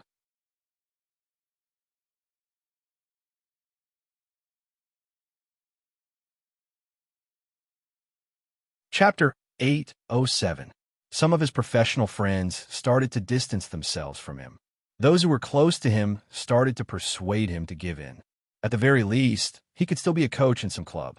At that time, he had stood at the entrance, cigarette butts all over the floor. In the end, his fingers were numb from the cold. Someone was still laughing. Hey, isn't this Peking University? What are you here for? Are you here to play games? Don't tell me he's here to guide us. Who was the one who said that we shouldn't play the game the way we play? The focus should be on our skills. In the end, we still have to do some other messy things. Great. Now the person who said those words wants to guide us. I think we should just take on the role of assistant as well. In this world, you wouldn't feel disgusted when you were wronged. Instead, people who didn't deserve to be human were humiliating what you loved the most. Een Wu Yao couldn't stand the disgust. If this was what he loved, he would rather quit. Indeed, he had never imagined that he would be standing here. Day after day, year after year, when he thought that his passion for esports had been buried, he suddenly felt a sense of loss. That youngster had appeared, and he had finally reached this place. How could he give up so easily? Een Wu Yao's left hand was on the keyboard, his right hand moving the mouse. The game didn't seem to have changed. The Shoutcaster didn't think there was anything to see. It seems like Qin Mo has really wasted a chance to speak. North of Een Wu Yao's strategy hasn't changed. If this continues, his HP will be depleted and he will be hit in one move. The moment he finished speaking, Wang Su's first skill was to deal damage and the second was to push forward. Een Wu Yao's HP was low. He wanted to take another kill. It's over, North of Inwuyao is going to die. It wasn't just the shoutcaster's first reaction, it was everyone's. Those who had been with Inwuyao from the start couldn't bear to watch the last scene. Some even closed their eyes. However, the next second, Wang Su's expression changed. The enemy in front of him had disappeared. How could a person disappear for no reason? He wasn't an assassin. The only explanation was that it wasn't that the other party had disappeared, but that there was a blind spot in his vision. Not everyone could do that. Only people who played online games all year round would play like this. If he dove into the bushes to avoid the other party's skill attacks, and then turn around, he would be able to create a certain degree of visual concealment. Everything happened too fast. It was so fast that Wang Su wanted to aim the cannon at the bushes. North of Een Mountain turned his head and used a stun shot. Then, he spun around and fired in a circle. Not only did he avoid Wang Su's last bullet, he also raised his bow at the last step. Oh, this kind of operation speed was too fast. The audience only knew that someone had died when they heard the sound effect, but who would fall would only be known in the next second. The fans really thought that it was Inwuyao who had fallen. Even his hands drooped down. But in the next second, they realized that the person was still there. All it did was jump out from the bushes. The fans with their eyes open let out a wave of screams. When the fans opened their eyes, they were dumbfounded. Looking at the display on the screen, they pulled their friends over and asked, "What happened? What happened just now? My Peking University is not dead? Ha ha ha. Peking University didn't die." Although the friend's eyes were open, he didn't see anything clearly. He rubbed himself. Let me organize it. I don't know why he was the last one to die. Besides the professional players who participated in the National League, no one else could see what had happened. Even Feng Shang, a prospective player, could only see 80% of it. Uncle, how'd he do it? How'd he counterattack? Lin Feng turned his head and thought for a moment. Let me organize my words. Feng Shang. So you don't know either, right? Coco hugged the rabbit and lectured Feng Shang. Just cheer now. It's too tiring for you to speak. Feng Shang said, I just want to know the reason. Why wasn't the shoutcaster giving him an explanation? Visual blind spot. Bo Jiao supported the side of her face with one hand. Her sitting posture was indeed different from the other members. It was too lazy, her elbows resting on her legs as she leaned forward. There weren't many people like her, but her eyes were filled with malice because of the black ring on her index finger. There's a type of maneuver. As long as you make use of the bushes, you'll be able to create a visual blind spot against a long-range attacker. You can dodge the opponent's attack before continuing. That way, you will have a higher chance of winning. It tests the player's control and maneuver. A newbie wouldn't be able to do it, but Uncle would be able to. He's experienced and would definitely have a move that we don't know. Lin Feng pointed at the youngster. That's what I meant. It wasn't as if Grand Realms members couldn't hear their conversation. They wanted to ask Spadesy now. Did he include himself when he said, a move that we don't know? Obviously not. Otherwise, he wouldn't have been able to analyze it so clearly. Yin Yixiao's eyes dimmed as he watched the massacre on the screen. He could sense that the revived Wang Su was starting to get serious. He had never been so serious before. It could be seen from the moment he moved the mouse. But even so, Inwuyao didn't let down his aura. The two of them clashed once more, each attacking with a flick. The silver sparks formed from the collision seemed to take up the entire screen. It wasn't just one person's move. It was two people, each of them quick and direct, using the most direct method to whittle down the other's HP. They retreated at the fastest speed, then counterattacked and moved again. Every movement was executed perfectly. The clicking of the mouse and the rhythmic clicking sound filled the entire arena. It filled the entire arena. On the screen, every time the two characters clashed, there would be a special effect. The silver sparks were dazzling. Their moves and maneuvers were beautiful and direct. It was rare to see them. From that moment on, the fans from both sides only had one word in mind, evenly matched. The battle lasted for a full 7 minutes. 7 minutes brought unparalleled visual enjoyment to everyone. After all, it was a battle between experts. It was exhilarating to watch. At the same time, everyone's hearts tightened. They were afraid north of In Wu Yao would die. However, at this moment, he spun a wheel and turned around. Swoosh! Wang Su retreated a step too slow, his speed was reduced, and he was shot again, losing his second life.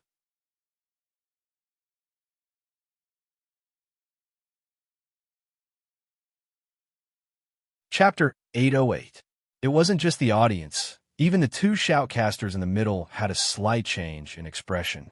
For an ordinary player, after dying twice, his willpower had basically been destroyed, and it would definitely become a one-man show for the other party.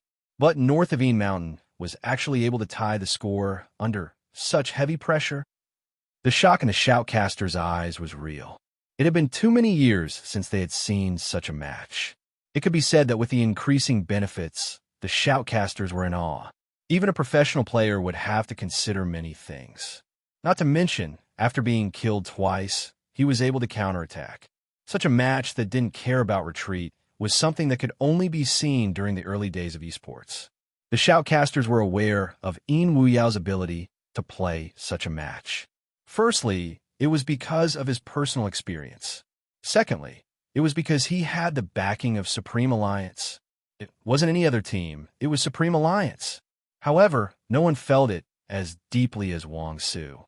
He was the opponent, and he even asked himself if he was the one who had been killed twice, would he still be like north of Een Mountain, unafraid of the road ahead? It seemed so difficult. In the past, Wang Su had felt that Spade Z had underestimated him because he hadn't fought against him. But now, it was a different feeling. That was because his opponent was someone worthy of his respect and battle against. Wang Su looked up and glanced at the big screen. When he revived, he clasped his right hand and dashed out of the city center. His eyes were burning with flames. Yan Yixiao was well aware of the state his teammates were in.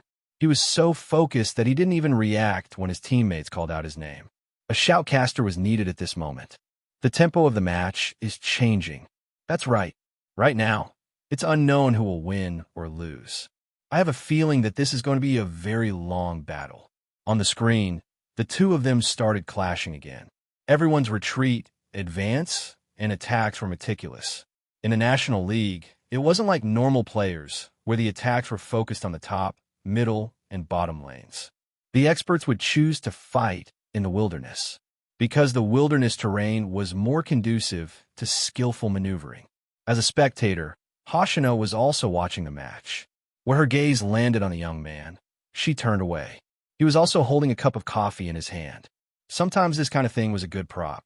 But after watching such a match, he roughly understood why Z said that everything would have to wait until the end of the match before deciding anything. This was a match worth looking forward to. Whether it was Supreme Alliance or Grand Realm, they could only see esports skills here. Wang Su's HP is dropping. The commentator couldn't hide his excitement. Could it be that the rhythm of this match is going to be led by north of Een Mountain? Everyone has already died twice. No matter who dies again, this match will be over. But looking at the current situation, it seemed the commentator had not finished his sentence. On the screen, Wang Su's character was like an arrow that had been pulled back from a bow. With a rebound, the cannon fell, and north of Een Mountain's health dropped to critical. Then, he moved his finger forward. A loud bang resounded. The two of them unleashed their ultimate skills at almost the same time. The game sound effects rang in his ears. The screen was filled with fireworks. KO. Who was the one that died? That was the question on everyone's mind. The dazzling maneuvers brought about a flash of white on the screen, until the screen changed, breaking down the movements. The audience finally saw Wang Su, who was covered in blood, standing by the bushes. The system made the decision automatically. In less than a second, Supreme Alliance's screen dimmed, following the shattering of the crystal. The word failure floated up, cold and glaring. He lost. The fans' fingers fell, their eyes glued to the screen for a long time. It was just that this match was indeed different from the rest. It was rare for fans of the opposing team to clap for the opposing team. The fans of Grand Realm exclaimed, "North of Een Mountain is so handsome." A wave of applause erupted. It wasn't just for Wang Su, it was also for Een Mountain, who had allowed them to witness such an exciting match. In that moment, nothing else could be heard other than the applause. In Wuyao glanced up, removing his earpiece, his black hair brushing past his eyes. No one wanted to lose, neither did he. Just a little bit, yes, just a little bit. Wang Su didn't stand up. Yin Yixiao frowned. The camera started to move towards Wang Su, and only then did they realize that his hand that was holding the phone was a little stiff. Everyone saw the scene. The shoutcaster couldn't help but ask, "Muscle retardation?" "I think so." As expected of north of Een Mountain. During the fight, he was able to incite his opponent to execute the same killing move. If this match continues, perhaps the loser will. The commentator didn't finish the name, but everyone understood at this point. Even Wang Su himself was very clear about it. The shock in his eyes began to gradually recover. Then he swung his right hand, stood up, and walked in front of north of Een Mountain. His eyes were deep. "I hope there will be a chance for you to compete with me again in the future." Een Wuyao arched a brow. He wanted to smoke, but he was stopped by someone who wasn't his teammate. There was no reply. Wang Su frowned, trying to think of an excuse. "I like you a lot, Een Wuyao." No, Een Wuyao's reaction wasn't important at this moment. What was important was that the spectators were dumbfounded. The shoutcaster didn't know how to continue the conversation. Lin Feng exclaimed in shock, F***CK. Bojo paused in the middle of unwrapping her lollipop. To make sure she hadn't heard wrongly, she grabbed the Almighty's hand and rubbed her ears. Feng Shang was even more direct. He wasn't stuttering. F***CK. What's this confessing to uncle? Een Wuyao was the one being confessed to. He wanted to turn back and shout, "Uncle is a straight man." Wait a minute, calm down. How could he be calculative with a kid? Besides, the kid had beaten him. Een Wuyao sucked in a deep breath and was about to speak. Just then, Wang Su spoke again. "I said I like your technique." Lin Feng immediately became impure. The gloominess from losing the match swept away. He was unrestrained. Hey, what technique? What do you think?" Yin Hu pressed his hand on the restless person's thigh. Lin Feng stilled, immediately keeping his voice down. He was about to touch his brother's wrist. F***CK. He was touching his thigh in front of everyone. He really didn't have any guts. "Uncle lost. It's up to us now, 2v2. Yin Hu turned, lowering his voice beside Lin Feng's ear. "Do you think I'll still be in the mood to compete if you pry my hand off now?" Lin Feng glared at Yin Hu, the word "go to hell" rolling around his throat. But it was obvious he couldn't say it now. "Why are you so impulsive now? Aren't you in the mood to compete?" Why did he keep using this move to threaten him? F***CK. Yin Hu replied calmly, "I'm afraid of being rejected. I have a fragile heart." Lin Feng. He really couldn't communicate. F***CK. He was too shameless. The match was over. Wang Su wasn't done. His chiseled face was still looking at Een Wuyao. "What do I have to do for you to agree? To show my sincerity, after this competition, I can join your team. That way, we can all train together." Een Wuyao. No, what was going on? Was he going to leave with him? Yin Yixiao knew his teammate well. He charged forward, not caring if he would embarrass himself, pulling Wang Su back with all his might. Een Wuyao didn't know how to express his emotions after losing the match. After all, the other party was looking at him with a hint of reluctance. He had to return to the team no matter what. The shoutcaster was dumbfounded, his words extremely awkward. Our contestant Wang Su is really passionate. This should be his pursuit of esports. The northern fans weren't listening. They felt that Wang Su was interested in their uncle. That gaze, it was really hard to explain. Een Wuyao's scalp stiffened under that gaze, especially when he walked over to his teammate, wanting to bear the consequences of losing the match. The youngster smiled brightly at him. "Not bad. Uncle went out for a match and managed to recruit someone who wants to marry into his family." Marry into his family? Een Wuyao didn't know what expression to put on, who exactly taught his vice-captain Mandarin.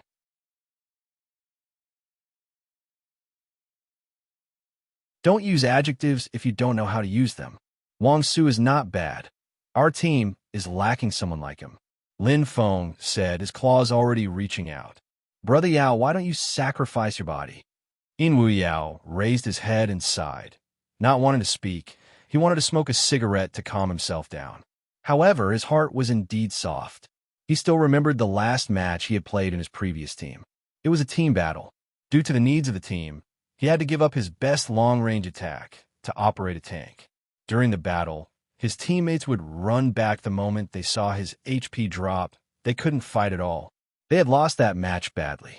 Those who played the game knew that it was because their damage output couldn't keep up. But the club didn't seem to think that way. They had long prepared to kick him out of the team. That time, they had found an excuse, saying that his maneuvering had dragged down the standards of the entire team, forcing him to leave the club. In Wu Yao couldn't remember how he had felt then. In this world, it wasn't a big deal for people who hated you to trample on you. The most disappointing thing was when those who said they would conquer the world together abandoned you. In Wu Yao glanced up, watching the youngsters who were teasing him. The captain in the middle raised his hand, tossing him a cigarette with an indifferent expression. He felt that joining the Supreme Alliance and having such a group of brothers was the luckiest thing that had happened to him in his life. This situation was also seen by the audience. The more extraordinary the solemnity, the more they felt that it was a match worth anticipating. The music for the 2v2 started. Lin Feng retracted his hand, his lips curling up. Let's go. We're going to take revenge for Brother Yao. When Yunhu heard this, he stood up as well. His tall figure and his face appeared on the big screen, causing a wave of cheers. Especially when Lin Feng and Yun who went up together. They were in the same uniform, but had different styles. One of them had his sleeves rolled up while the other had one hand in his pocket. Not only were they handsome, but when Lin Feng tilted his head towards Yunhu, there was a rush of pink. In the words of the fans, it was a perfect match.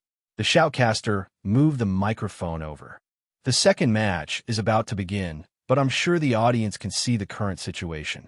Supreme Alliance has lost, which means that the 2v2 is the crux of the competition. If Lin Feng and Yunhu don't win, the competition will end. Let's wait and see what the outcome will be. The opposing team has entered. The other shoutcaster shifted his gaze. It's the golden duo of Grand Realm. It seems like this match is going to be crucial. Which team do you think has a higher chance of winning? Brother, it's hard to say. They're evenly matched. But there is something that I think can be discussed. If Supreme Alliance sends Lin Feng and Yunhu out, there will definitely be two newbies in the team battle. That way, even if Supreme Alliance wins, it won't be easy for them to win the 5v5. More importantly, the loss in the first match will definitely put pressure on the Feng-Yun duo. I think we should listen to the players' thoughts. Lin Feng. Lin Feng put on his earpiece, pressing it with one hand. You have a future. This is the Feng-Yun duo. They know to put my name first. That's right, I'm the attacker. The shoutcaster. That wasn't what they were asking. The fans replied in unison, that's right. Anyway, anyone who claimed to be the attacker was the one on the receiving end. The two shoutcasters felt that they would never be able to reach Supreme Alliance's point. Without further ado, they entered the game page. When the hot-blooded music started playing again, everyone's attention was focused. Boju watched as Lin Feng moved the mouse, her brows arched in amusement. Why does it seem like Senior Lin is on steroids today? Is he playing with his life? Steroids? Coco didn't understand. He doesn't seem any different from before. Hasn't he always been like this? Boju tapped her knees rhythmically. It's different this time. His typing speed is less than a second faster than usual. Other than Wang Su, who is still watching Yin Wu Yao, the rest of the Grand Realm members turned towards the youngster. You were able to see the difference in less than a second. You pervert. Lin Feng was indeed faster than before. He had to be.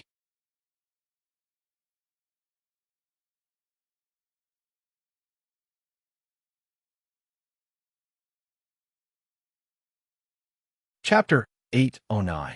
He was a straight man. How could he understand? He couldn't lose.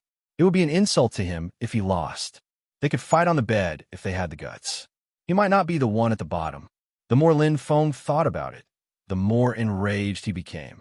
He lifted the cannon and charged forward. Just as Bo Jio had said, his movements were much faster. Moreover, Lin Feng's character could jump, hence, his movements were smooth and fluid. Lin Feng moved. After collecting the troops, he jumped to the right, taking a boss in the wilderness before returning to kill the troops. His movements and speed had changed the moment the camera caught him. As mentioned previously, a battle between experts wouldn't take place on the main road. Instead, it would take place in the wilderness. The two members of Grand Realm glanced at each other. They circled around, prepared to attack Lin Feng. After all, Yin Hu wasn't with him. The two of them skimmed across the grass swiftly, their long fingers moving left and right. They were both national-level players, their movements and maneuvering beautiful. In an ordinary game, any one of these almighties would be able to control the rhythm of the entire team. But this was the National League. None of them were weak. When Lin Feng switched his view, he saw the two figures charging towards him.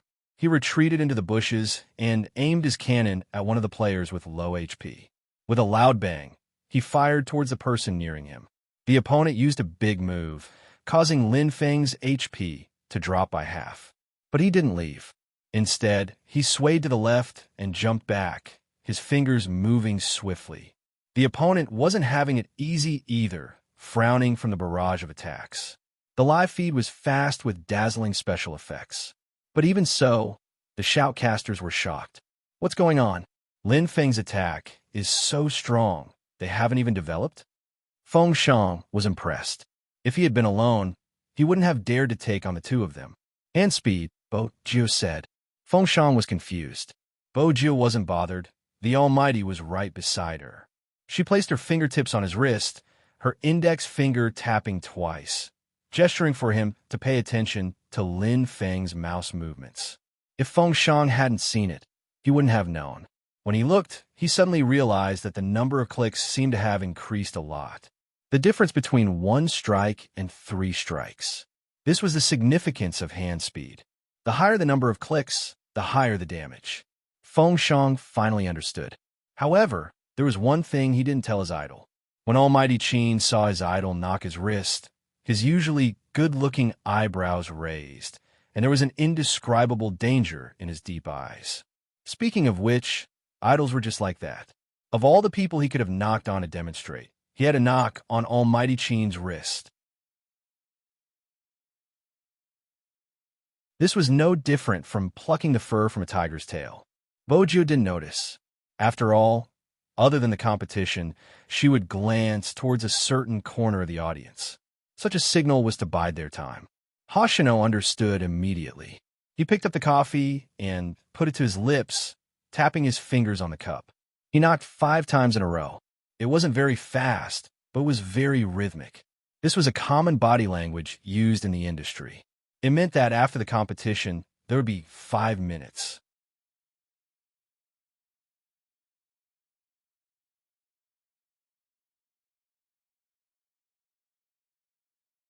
Chapter 8:10. Once the competition ended, she only had 5 minutes to leave. There were some matters that she had to settle. Bo Jio had thought of many reasons to leave, but she hadn't expected it to be this, the backlash from the fans. Instead of letting the Almighty and Supreme Alliance bear the brunt of the blame, it would be better for her to end it. She would be the one to end the matters outside of the competition, be it the crime squad's case, or the impure fans turning against her. Bo Jio knew that they wouldn't let her go, because she didn't fulfill their wishes, because they didn't need to protect anything. They would only use their love as an excuse to take someone else's belongings. After being warned, they would throw a bucket of dirty water at them and still feel wronged. Even with Feng Yi around, there wouldn't be no trouble since no one would be able to stop their mouth from distorting the truth. They didn't care about the National League that gathered so many people. But Bo Jio cared. The more she cared about something, the more she wanted to protect it, even if she knew it would lead her to the abyss. The battle on the screen continued. It was 1 against 2. Lin Feng's hands were fast, but it wasn't enough. The other person rushed over. Lin Feng was obviously at a disadvantage. The fans bolted up, their fingers clenched tightly as they called out, "Almighty Lin." If this continued, Lin Feng would definitely be killed. That was the first thought in everyone's mind. They wanted to tell Lin Feng to run. However, the fans and the members of Grand Realm had forgotten one thing. That was Yunhu. Of course, Grand Realm reacted faster than the fans. They knew Yunhu would definitely rush over, but they believed they could take Lin Feng's head. There was still time for him to retreat quickly after that. The time difference wasn't wrong, but just as Lin Feng was 1 HP away from dying, he leaped from the left to the right. He leaped from the far left to the far right. Not only did he eat the HP bags under the defense tower, but he also fired a long-range cannon at them. Not good. One of them couldn't help but shout, "Retreat!" He could still retreat. But his teammate, it was too late. Yunhu leaped out from the wilderness, using a big move to attack. KO. First HP. First kill. But that wasn't the end. Yunhu took the opportunity to move up. It wasn't too difficult to catch up to someone with less than half of his HP. That person jumped into the bushes, and after dodging the attack, he wanted to return to the tower. Yunhu didn't give him the chance. He forced his way into the tower and did a double kill. Under the enemy's tower, his HP was bound to drop. Yunhu used the skill that was meant to kill. He straightened his spear and pulled it back, returning to the city with low HP. This round of fighting was very fast. A second ago, the audience was still worried that Lin Feng would be insta-killed. The next second, the sound effect of Yunhu's double kill could be heard. Of course, Lin Feng was the reason why he was able to do this. Jumping back to the tower to eat the HP pack was especially crucial. If he hadn't moved so quickly, Lin Feng would have died in the bushes, and Yunhu wouldn't have been able to get the double kill so easily. Therefore, it could be said that their cooperation was on point. Be it Lin Feng's maneuver, the timing of Yunhu's appearance, or the final tower kill, the audience widened their eyes in shock. What followed was a wave of cheers. Yan Yixiao's expression changed. He tapped his fingers, his gaze lowered. As expected, the two from Supreme Alliance are really good when they work together. Wang Su didn't look. He only had eyes for Yin Wuyao, who had fought against him in the previous match. Yan Yixiao hurriedly blocked him. Focus on our team. Don't worry. Based on my relationship with Uncle Yin, I can arrange a meal for you. Wang Su glanced at him. He wasn't interested and continued to watch Yin Wuyao. When Uncle Yin tilted his head to light his cigarette, he felt that something was amiss. Yan Yixiao couldn't control his ace rookie anymore. He could only reach out his hand and open his communicator. Lin Feng's hand speed is much faster than before. One of you, approach him while the other advances. Knock him out. In short, their strategy was targeted at Lin Feng. Grand Realm's team composition was clear as well. Out of the two Supreme Alliance members, Yunhu was stronger than Lin Feng. Once again, they moved to intercept him. One of them was very close, while the other hid in the bushes to catch Lin Feng. Unexpectedly, Lin Feng jumped once before rebounding, blasting the crystal tower with his cannon. After destroying the tower, he retreated swiftly, leaving no chance for an ambush. This wasn't the Lin Feng they knew. Up until this point in the competition, everyone who participated in the National League would understand their opponent's tactics and habits to a certain extent. Lin Feng hadn't been like this in the past. Did you try to catch Daddy, but didn't manage to?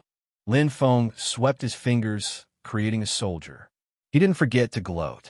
Do you think Daddy is the type to jump into a hole you dig? Coco was conflicted. He was in the past. He must have been enlightened by Almighty Yun's words and actions before the start of the competition.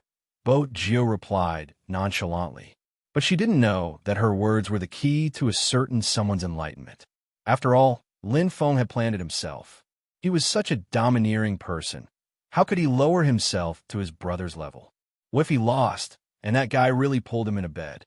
He hadn't forgotten that Yunhu didn't look fat, but once he took off his clothes, he would be able to see his abs. It was despicable to bully a pretty boy without abs like him.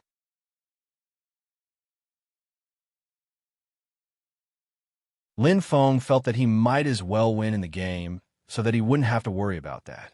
What the F***CK? He didn't want to waste time talking. Just one word, fight. Lin Feng's murderous aura came out of nowhere.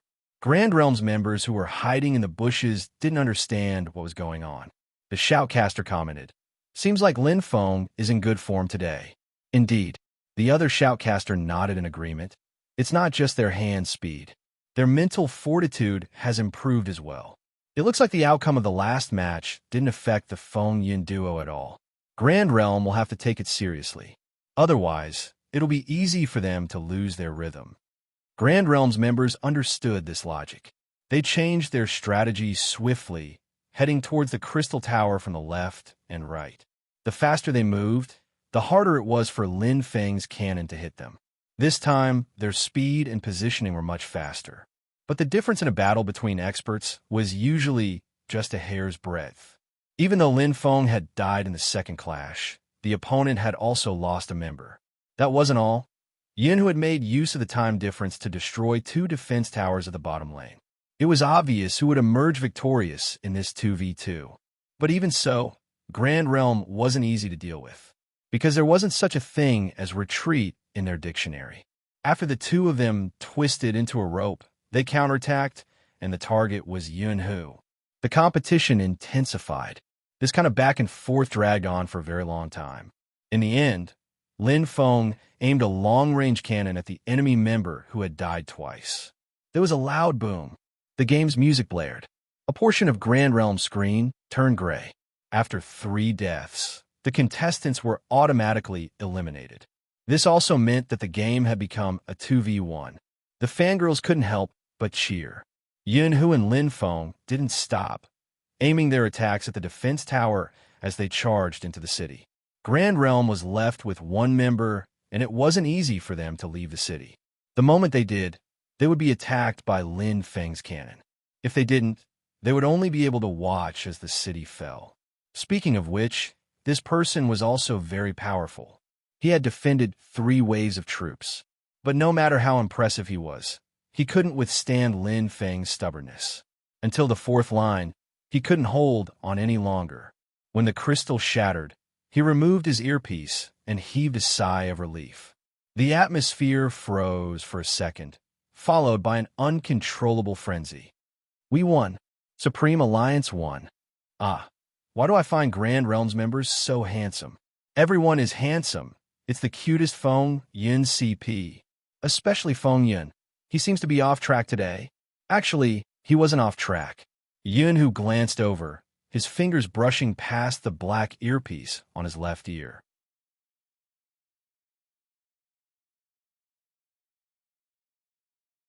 He knew better than anyone else how much effort and time is certain someone had put into this match. She was obviously a lazier person than anyone else. Even if she had a little bit of time, she would want to rest for a while. However, she did not sleep early for 3 days in a row. She dragged him along and tried again and again to find ways to improve her hand speed and coordination in a short period of time. As a certain someone charged forward, he would advise himself to calm down in case it was a trap. Regardless of what he did, the innocent and sweet someone always made people laugh. It was the same now. After Yin Hu removed his earpiece, the first thing he did was to hug Lin Feng, who was still whistling at the crowd. They were brothers after all. They had been together for so many years. The joy of success had to be shared. Lin Feng hugged him back instinctively. The moment he hugged him, he felt something was amiss. Immediately, they separated. He raised his gaze as high as he could and glanced over at Yin Hu. What he meant was, today's competition is over. Try threatening me again. Yin Hu lowered his lids, breaking into a smile. He leaned over. You seem so happy with your victory. Shall we celebrate in bed? Lin Feng was dumbfounded. CK. It was fine if he lost, but now he was talking about it in bed after winning. He looked like he really believed him. Yin Hu couldn't help but reach out and caress his head. He smiled happily. Lin Feng stilled. It had been a long time since he saw Yin Hu smile like this. He seemed to be calm every day. Actually, there were times when he didn't know what he was thinking. Forget it. He had won anyway. As for the rest, they were nothing. Lin Feng smiled, revealing his snow-white teeth. He walked towards a youngster, stretching out his right hand. You're tuning into the Romance Rendezvous YouTube channel. We're so grateful for your support, and don't forget to subscribe to join us on this incredible journey through captivating stories. Your generosity through donations truly makes a world of difference, as it's the primary source of revenue that allows me to expand and enhance this channel for you. Thank you from the bottom of my heart for being a part of this adventure.